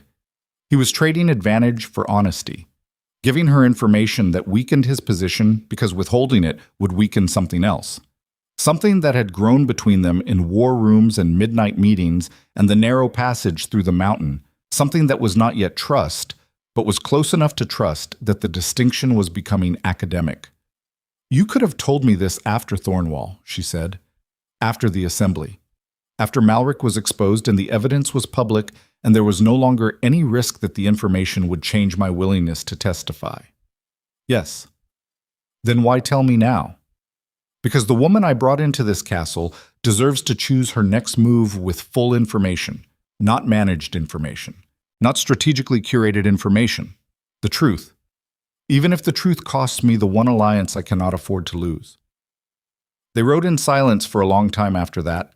The moon disappeared behind clouds, and the road darkened, and the horses moved by instinct through terrain they could no longer fully see, and somewhere in that darkness something shifted between the two riders that was not spoken and could not have been spoken because the language for it did not exist in the vocabulary of dukes and duchesses and political arrangements. It existed in a more fundamental register. The The register where human beings recognize in another person the willingness to be damaged by honesty when dishonesty would have been safer. The register where trust is not given or earned or engineered but simply recognized, the way you recognize solid ground after a long time on unstable surfaces. Not by testing it, by feeling it hold. They reached Ravensbridge at dawn. The relay station was a stone building at the junction of 3 roads, maintained by the territorial authority for exactly this purpose. Fresh horses. Brief rest. Immediate departure.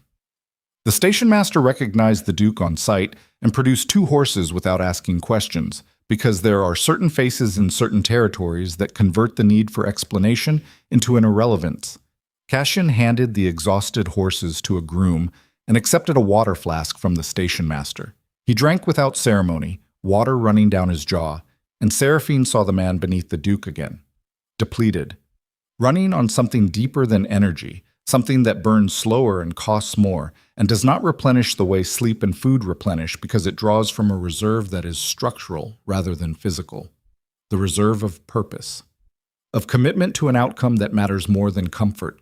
She had seen her father burn through that reserve in his final years, spending it on a cause that was already lost. And the tragedy was not that he failed, but that the burning consumed him entirely and left nothing for the people who needed him to survive the failure. Cassian was burning the same reserve. The difference was that his cause was not lost. Not yet. They mounted the fresh horses and rode south toward Thornwall. They were 12 miles from the assembly hall when the road narrowed between 2 ridgelines and the riders appeared. 8 of them, armored, positioned across the road in a formation that was not defensive, but extractive. They were not blocking passage. They were selecting targets. The lead rider wore the insignia of the Vosmere Household Guard, which meant Malric's men, which meant the escort authorization protocols had not been limited to the castle corridors. Malric had extended his reach to the roads. Cassian reined his horse to a stop, the leather satchel pressed against his chest.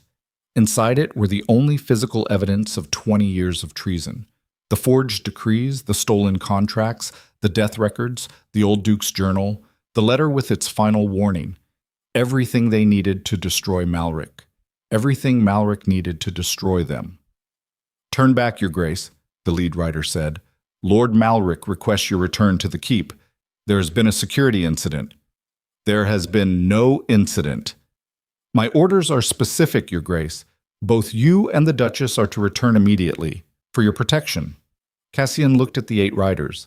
He looked at the ridge line above them and calculated angles and distances and the probability of breaking through a formation of armed men on horseback on a narrow road with a woman beside him who was carrying in her memory the entire architecture of a case that existed nowhere else.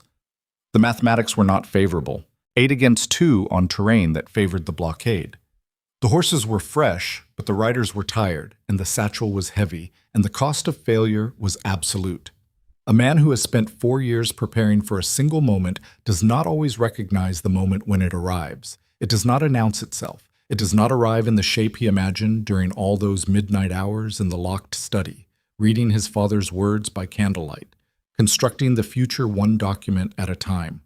The moment arrives in the shape the world gives it, which is always uglier and more immediate and less controllable than the version that existed in his mind. And the gap between the imagined moment and the real one is where most men fail. They hesitate. They recalculate. They try to force reality back into the shape they planned for. And in that hesitation, in that fraction of a second where the mind argues with the present tense, the moment passes and takes everything with it. Cassian did not hesitate. He reached into the satchel and removed the leather folio containing his father's journal. He handed it to Seraphine. She took it without question because the gesture was not a request. It was a transfer of command. "Ride," he said. "Cassian, the tree line, 40 yards east. The ridge path connects to the Thornwall Road on the other side. You know what to present. You know what to say. Go. I am not leaving you on this road." He looked at her, and his eyes were not the winter river anymore. They were something she had never seen in him before. Clear. Settled. The look of a man who has finally stopped calculating and started choosing, and the choice is not strategic and not safe and not the kind of decision that survives cost-benefit analysis because it comes from somewhere deeper than analysis can reach. From the place where a person decides what they are willing to lose and what they refuse to surrender, and understands that the difference between those two things is the only definition of identity that matters when everything else is stripped away. I spent 4 years protecting a drawer, he said. Papers, evidence, the architecture of a case.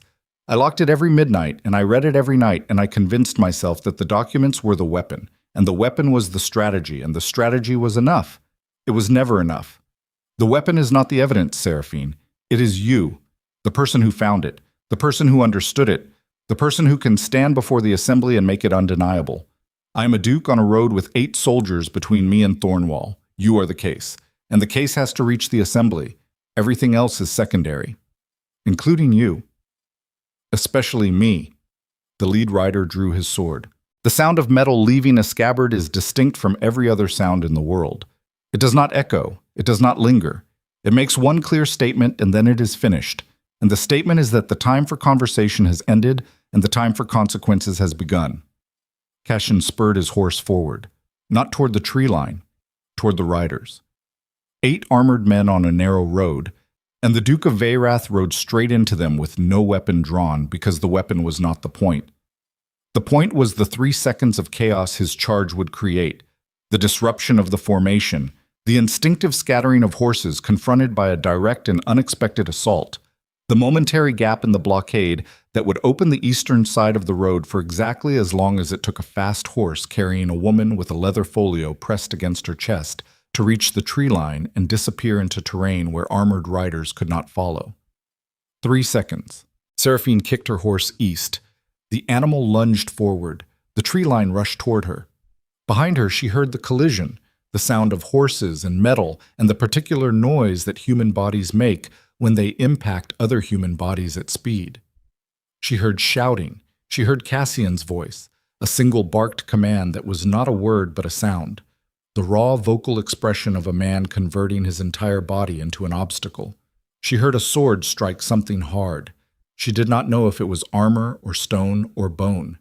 She hit the tree line. Branches whipped across her face.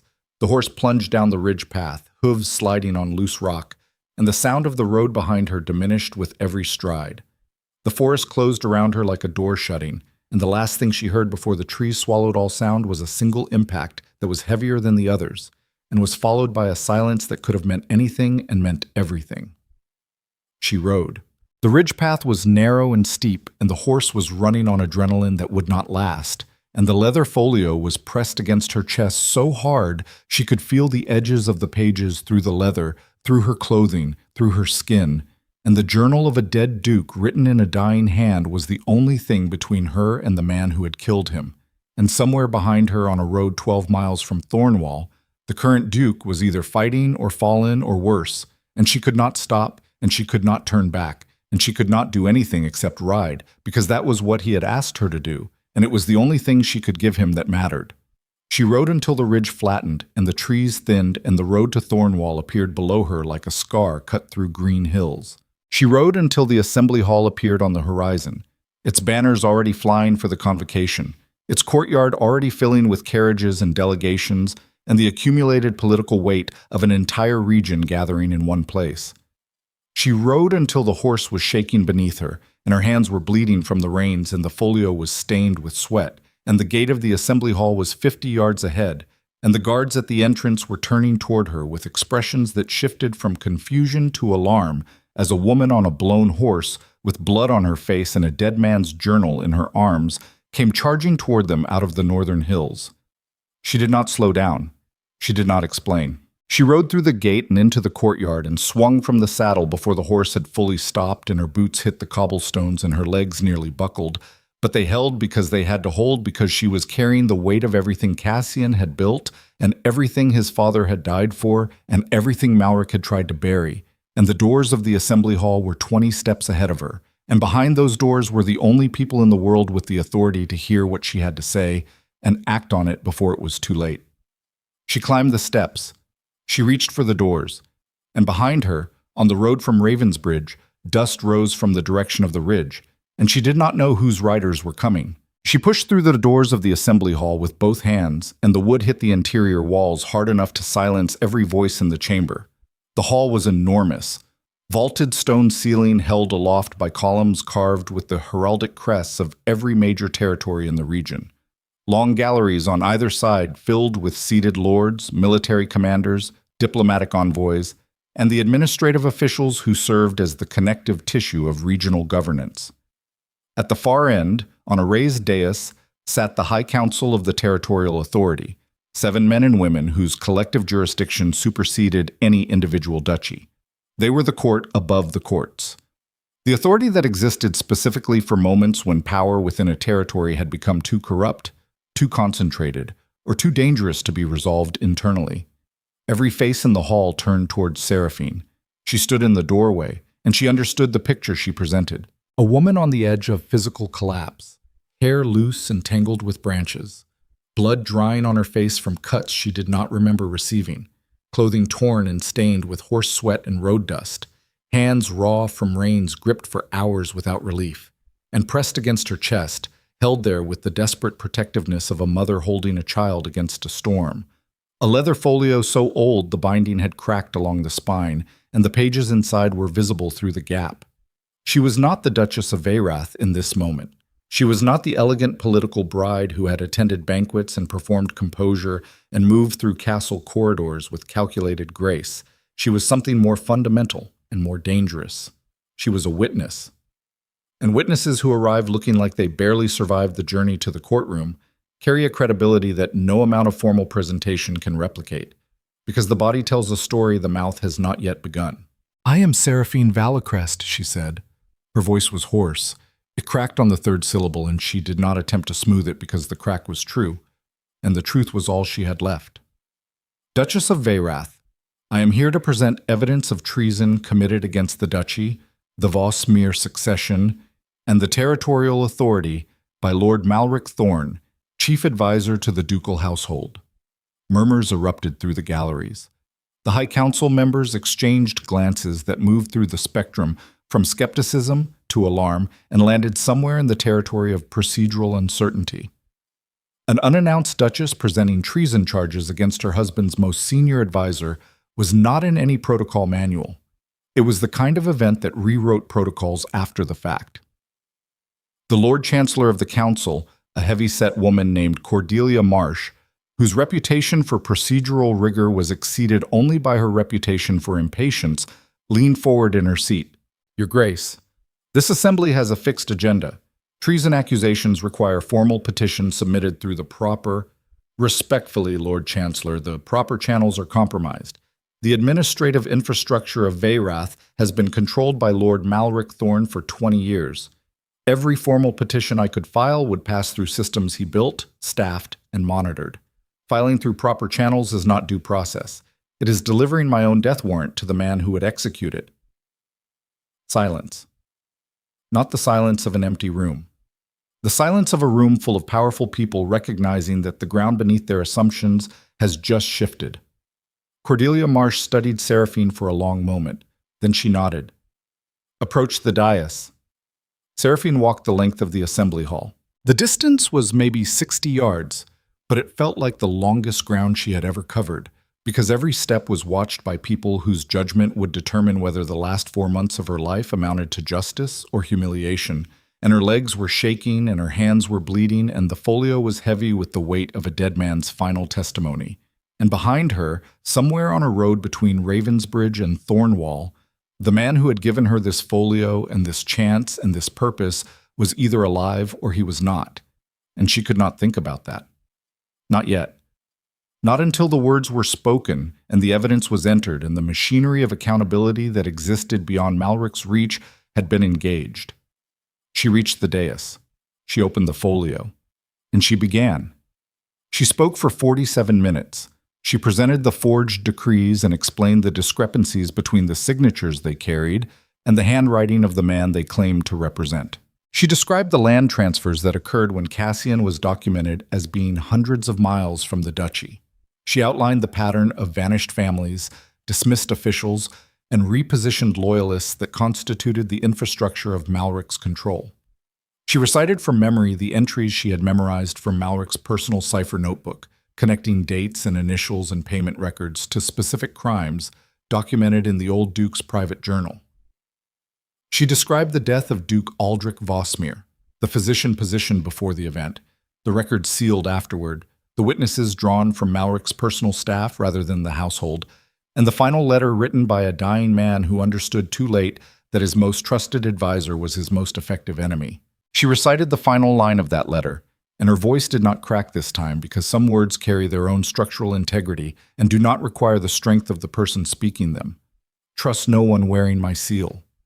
When she finished, the assembly hall held a silence so dense it had texture. The Lord Chancellor's face had gone through several transformations during the testimony, from judicial skepticism to focused attention to something that looked very much like fury held under professional restraint. "Where is the Duke?" Cordelia Marsh asked. "On the Ravensbridge Road. He engaged Malric's riders to allow me to reach this assembly. I do not know his condition." "And Lord Malric?" "At Vosmir Keep, or pursuing us. He has at least 8 armed men under his direct command, plus whatever garrison forces remain loyal to him rather than to the Duke." Cordelia Marsh turned to the assembly. Her voice filled the hall with the authority of someone who had spent decades learning that power exercised slowly is power exercised permanently. "I am invoking emergency jurisdiction under Article 7 of the Territorial Compact. A detachment of the Assembly Guard will be dispatched to Vosmir Keep immediately to secure the premises and detain Lord Malric Thorne pending formal investigation. A second detachment will ride the Ravensbridge Road to locate and protect Duke Cassian Vosmir. This assembly is in recess until both objectives are achieved." The hall erupted into organized chaos. Officers moved, delegations clustered.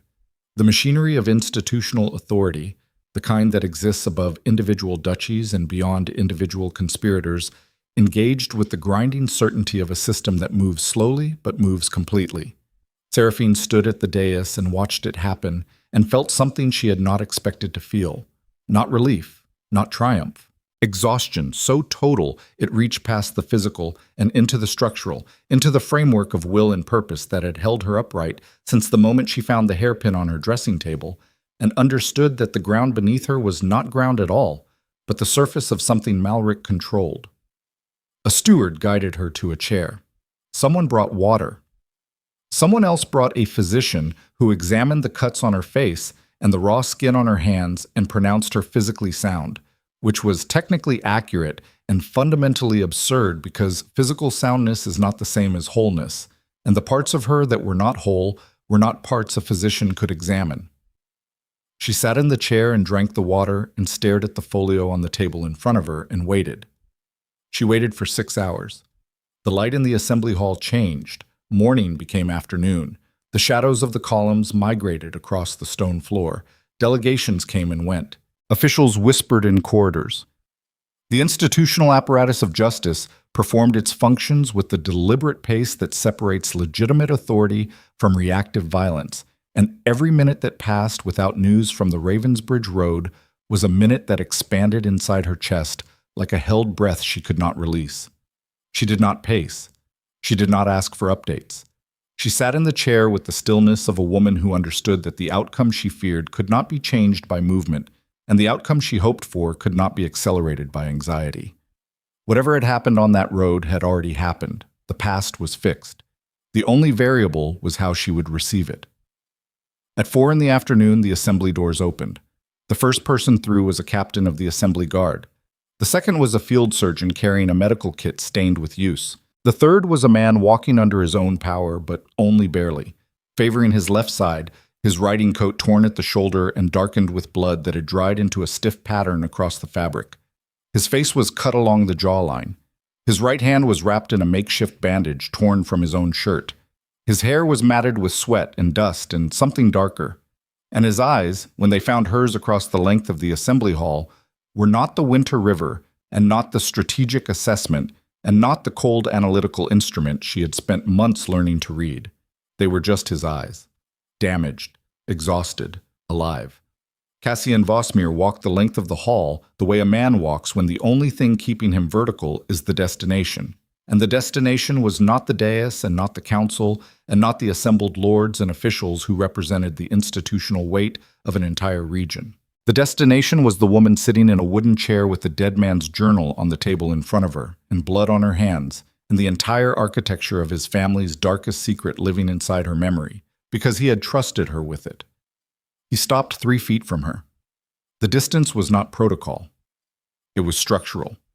His body had reached the limit of what momentum could provide, and the remaining 3 feet required a different fuel, and he stood there for a moment that was probably 2 seconds, and felt like the space between 2 geological eras, and then Seraphine stood and closed the distance herself. She did not embrace him. Not here.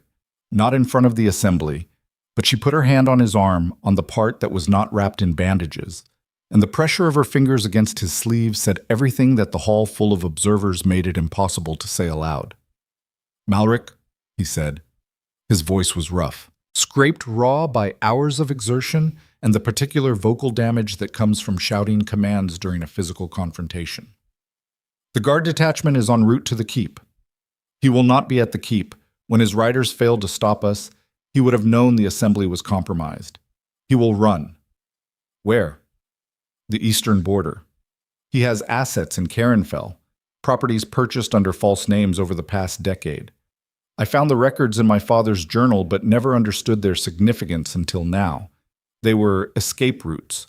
Malric always builds escape routes. It is the one habit that separates a conspirator from a fanatic. Fanatics die for their cause. Conspirators relocate." Seraphine turned to the Lord Chancellor, who had returned to the dais and was observing the exchange with the focused attention of a woman who had just received the most significant case of her judicial career. "Lord Chancellor, the eastern border, Carenfell." Cordelia Marsh did not need the implication explained. She raised her hand and a clerk appeared at her side, and she dictated orders with the measured efficiency of someone who understood that justice delayed by bureaucratic hesitation is justice forfeited. Additional detachments were dispatched. Border alerts were issued. The machinery expanded its reach. Malric was captured 3 days later.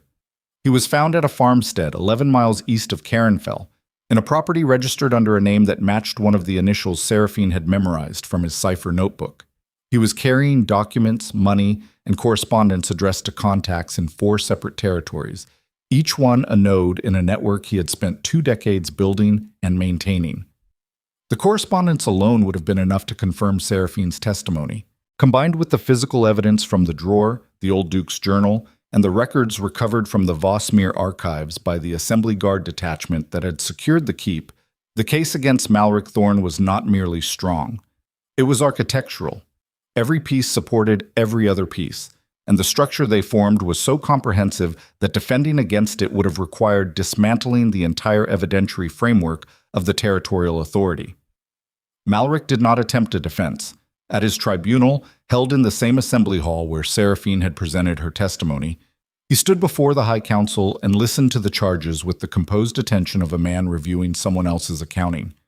23 counts of forgery, 14 counts of unlawful seizure, 7 counts of witness elimination, 1 count of assassination of a sitting duke. He listened to each one, and his face did not change, and when the Lord Chancellor asked if he wished to respond, he looked not at the council but at Cassian, who sat in the front gallery with his shoulder bandaged and his jaw stitched, and his wife beside him. "You would have been nothing without me," Malric said. His voice was calm, conversational, the tone of a man making an observation at dinner. "Your father was a soldier who could not govern. You were a boy who inherited a title he did not understand. I built the systems that made Veyrath functional. I created the administrative infrastructure that turned a military stronghold into an empire.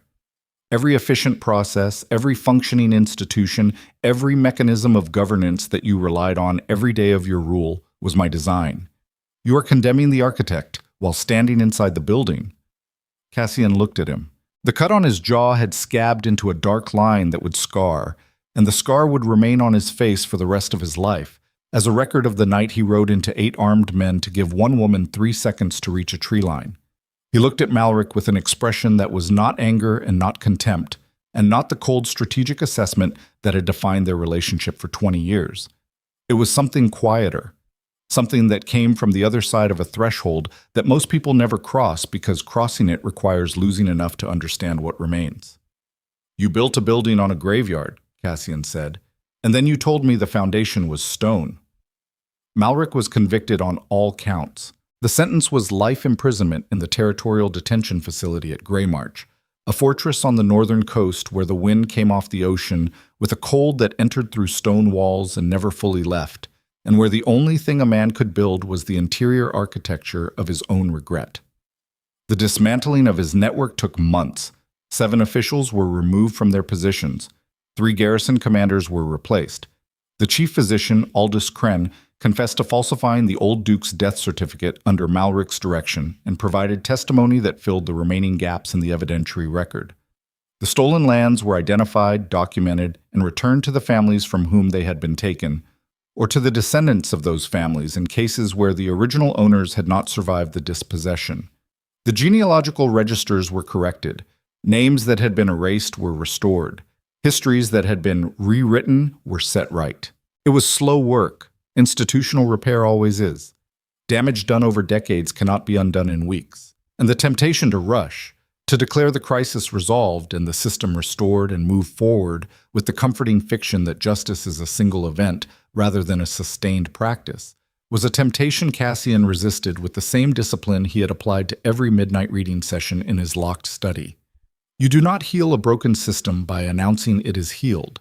You heal it by rebuilding each component with the patience required to ensure the new version does not contain the same flaws as the old one. And that patience, the willingness to remain in the uncomfortable space between what was broken and what is not yet whole, is the quality that separates rulers who endure from rulers who merely survive. He discovered this about himself during the months that followed the tribunal, that he was capable of patience he had not known he possessed. That the 4 years of midnight readings had built in him not just a case against Malric, but a capacity for sustained attention that could be redirected from destruction toward construction. He had spent 4 years studying damage. Now he was studying repair. The tools were different. The discipline was the same. Seraphine worked beside him, not behind him, not in his shadow, not in the ornamental capacity that the original marriage arrangement had been designed to produce. She worked as the person she had revealed herself to be in the assembly hall, as the woman who had memorized a cipher and mapped a conspiracy and ridden through the night with a dead man's journal and delivered testimony that brought down the most entrenched power structure in Veyrath without flinching, without softening, without performing the fragility that the world expected from a woman in a position it had never designed for her. She rebuilt the archival system. She established new verification protocols that required multiple independent authorizations for any document bearing the ducal seal.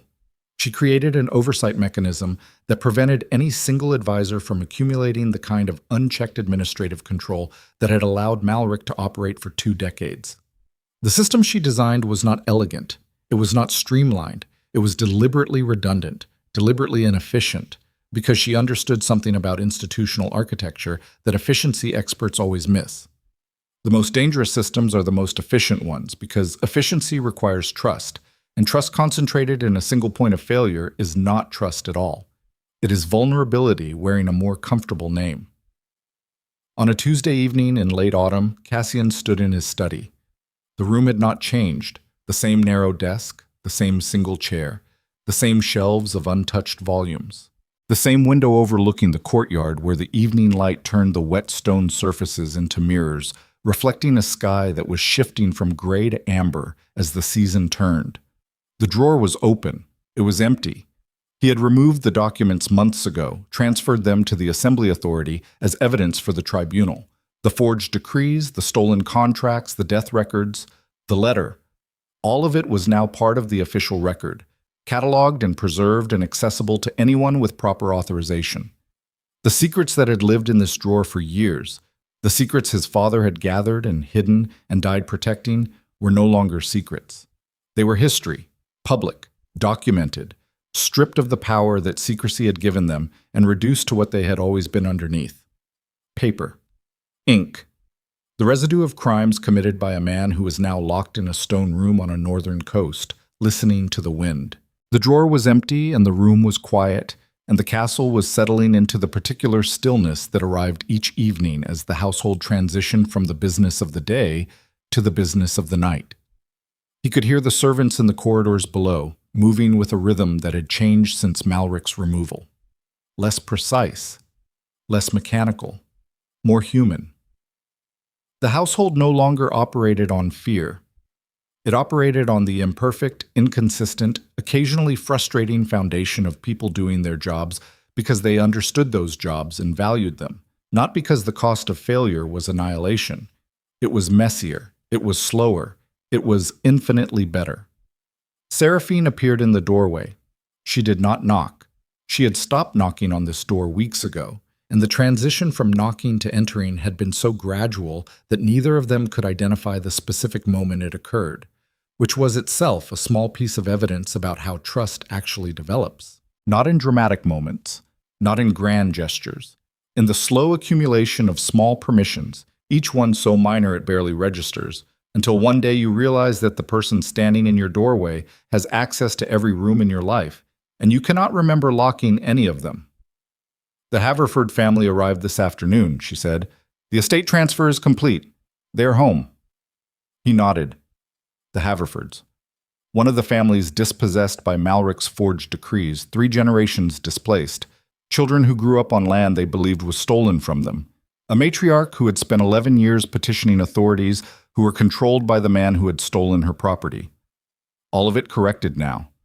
The land returned. The title restored. The record amended. One family among many. One correction among dozens. Each one a small act of institutional repair that would never make the history books because history favors dramatic events over sustained processes, and the patient work of rebuilding a broken system is neither dramatic nor singular. It is daily. It is tedious. It is the kind of labor that does not photograph well and does not condense into memorable sentences and is therefore consistently undervalued by everyone except the people whose lives depend on it. "You are staring at the drawer again," Seraphine said. "I'm deciding what to do with it." She crossed the room and stood beside him. The evening light from the window caught her face, and he noticed, not for the first time but with a clarity that felt new, the way her features held contradictions in balance. Strength and patience, intelligence and restraint, the capacity for ruthless analysis and the willingness to sit with uncertainty without forcing a premature conclusion. She was not a simple person. She was not an easy person. She was the right person, and the difference between those categories was a lesson he had spent his entire adult life failing to learn and was only now beginning to understand. "Destroy it," she said. "It was my father's. It was your father's warning. You heard the warning. You acted on it. The drawer served its purpose. Keeping it is not honoring his memory. It is maintaining the wound he left behind, and you have carried that wound long enough." He looked at her. The scar on his jaw caught the light. It would be there forever, a permanent record of the night on the Ravensbridge Road, and he had made his peace with it the way a person makes peace with any permanent alteration to their own landscape. Not by accepting it easily, but by incorporating it into the ongoing project of understanding who he was becoming, which was different from who he had been, which was different from who his father had been, which was different from who Malric had tried to make him. A man is not the worst thing that happened to him. A man is not the system he inherited, or the damage he survived, or the secrets he carried in locked compartments. A man is the space between what was done to him and what he does next, and that space is not fixed. It is not predetermined. It expands or contracts based on the quality of attention he brings to it, and Cassian Vossmere had spent 4 years bringing the wrong kind of attention. The obsessive, solitary, midnight attention of a man trying to solve a problem by memorizing its dimensions rather than changing its structure. Seraphine had changed the structure, not by solving the problem for him, but by standing inside it with him and refusing to let the walls close. He removed the drawer from its compartment. The mechanism resisted. It had been fitted into the stone with a precision that was designed for permanence, and removing it required force that felt disproportionate to the size of the object. But he pulled it free, and the stone around it showed the outline of where it had been. A dark rectangle in the wall like a scar in the architecture, and he held the empty drawer in his hands and felt its weight, which was heavier than wood and metal should have been, because weight is not only physical. It is accumulated. It is the mass of every midnight and every reading and every night spent alone in this room with a dead man's words and a living man's paralysis. He carried the drawer to the courtyard. Seraphine walked beside him. They did not speak. The servants they passed in the corridors looked up, and then looked away, and then looked up again because the sight of the Duke carrying a piece of furniture through the castle was unusual enough to override the instinct for discretion, and the sight of the Duchess walking beside him with the quiet certainty of a woman who belonged exactly where she was overrode everything else. In the courtyard, in the space between the eastern tower and the main hall where the cobblestones were still wet from the afternoon rain and the evening sky was turning from amber to deep violet, Cassian set the drawer on the ground. He looked at it for a long time. Then he broke it. Not ceremonially. Not with the careful symbolism of a public gesture designed to communicate resolution. He broke it the way a man breaks something he is finished with his hands, with force, with the directness of someone who has decided that the object in front of him no longer serves a purpose, and the fastest way to end its hold is to end its physical existence. The wood splintered, the metal fittings bent and separated, the hidden mechanism that had secured it to the wall cracked apart, and its components scattered across the cobblestones like the disassembled pieces of a lock that no longer had anything to protect. He stood over the wreckage and breathed. Not the controlled breathing of a duke managing his composure. Not the strategic breathing of a man calibrating his responses for an audience. The uncontrolled, unmanaged breathing of a person who has just released something they have been carrying for so long they had forgotten what their body felt like without it. His shoulders dropped. His hands opened. The muscles along his jaw, the ones that had held the architecture of authority in place through years of state dinners and political confrontations and midnight readings, released. Seraphine watched him and did not speak. Some moments do not require commentary. Some moments are their own commentary, and the only appropriate response is to witness them without interference and allow the person inside the moment to experience it without the pressure of observation shaping it into something performative. He turned to her. The courtyard was quiet. The sky was darkening. The first stars were appearing above the eastern tower where the study window still glowed with candlelight because someone had lit the candles before they came down, and no one had been told to extinguish them yet. "I want to change the protocols," he said. "Which ones?" "The midnight ones, the access restrictions, the corridor clearances, all of it. Every rule I maintain to protect that room and its contents. I want them removed. Done. And I want the study open, not restricted, not guarded, available. To you, to the household, to anyone with legitimate purpose. That will require trust. Yes. The kind you cannot verify. The kind I have to practice." She looked at him, and something in her expression shifted, not dramatically, not with the theatrical clarity of a revelation, with the quiet precision of a recognition, the acknowledgement that the man standing in front of her was not the man she had married, and not the man she had investigated, and not the man who had ridden into 8 soldiers on a narrow road. He was the man who existed on the other side of all of those men, the version that emerged when the secrets were spoken and the drawer was broken and the architecture of isolation was dismantled by the sustained, patient, terrifying practice of letting another person in. "You will be a different kind of duke," she said. "I will be a worse one. By every metric Malric used. Less efficient, less controlled, less able to operate through fear. You will be a real one." He reached for her hand. The bandage on his right hand had been removed weeks ago, but the skin beneath was still new, still marked by the healing that follows damage. And when his fingers closed around hers, the grip was firm but not possessive. Not the grip of a man holding something he was afraid to lose. The grip of a man holding something he had chosen. They stood in the courtyard of Vosmere Keep as the stars multiplied above the black stone walls, and the evening settled across the vineyards and the mountains and the vast complicated territory of Veyrath, with the unhurried patience of a world that had been turning before this story began and would continue turning after it ended. The servants moved through the corridors with the imperfect rhythm of people who were still adjusting to a household that ran on trust instead of fear, and the adjustment was awkward and uneven and sometimes produced results that would have horrified Malric's sense of administrative precision. And it was the most functional the castle had been in 20 years. The study light burned in the eastern tower. But for the first time in as long as anyone in the household could remember, the Duke did not go to it at midnight. He stayed in the courtyard with his wife, in the open air, under a sky that did not require his permission to exist, and he let the hour pass without ritual, without reading, without locking anything away. The door to the study remained open. The drawer was gone, and the castle, which had spent decades learning to fear the space between midnight and dawn, began the slow and imperfect and necessary work of learning something else. That the hours after darkness are not for hiding, they are for rest. And rest requires the one thing that no lock and no drawer and no sealed compartment can provide: the willingness to close your eyes in a house where the doors are not locked and trust that the morning will come, and know that the person beside you will still be there when it does.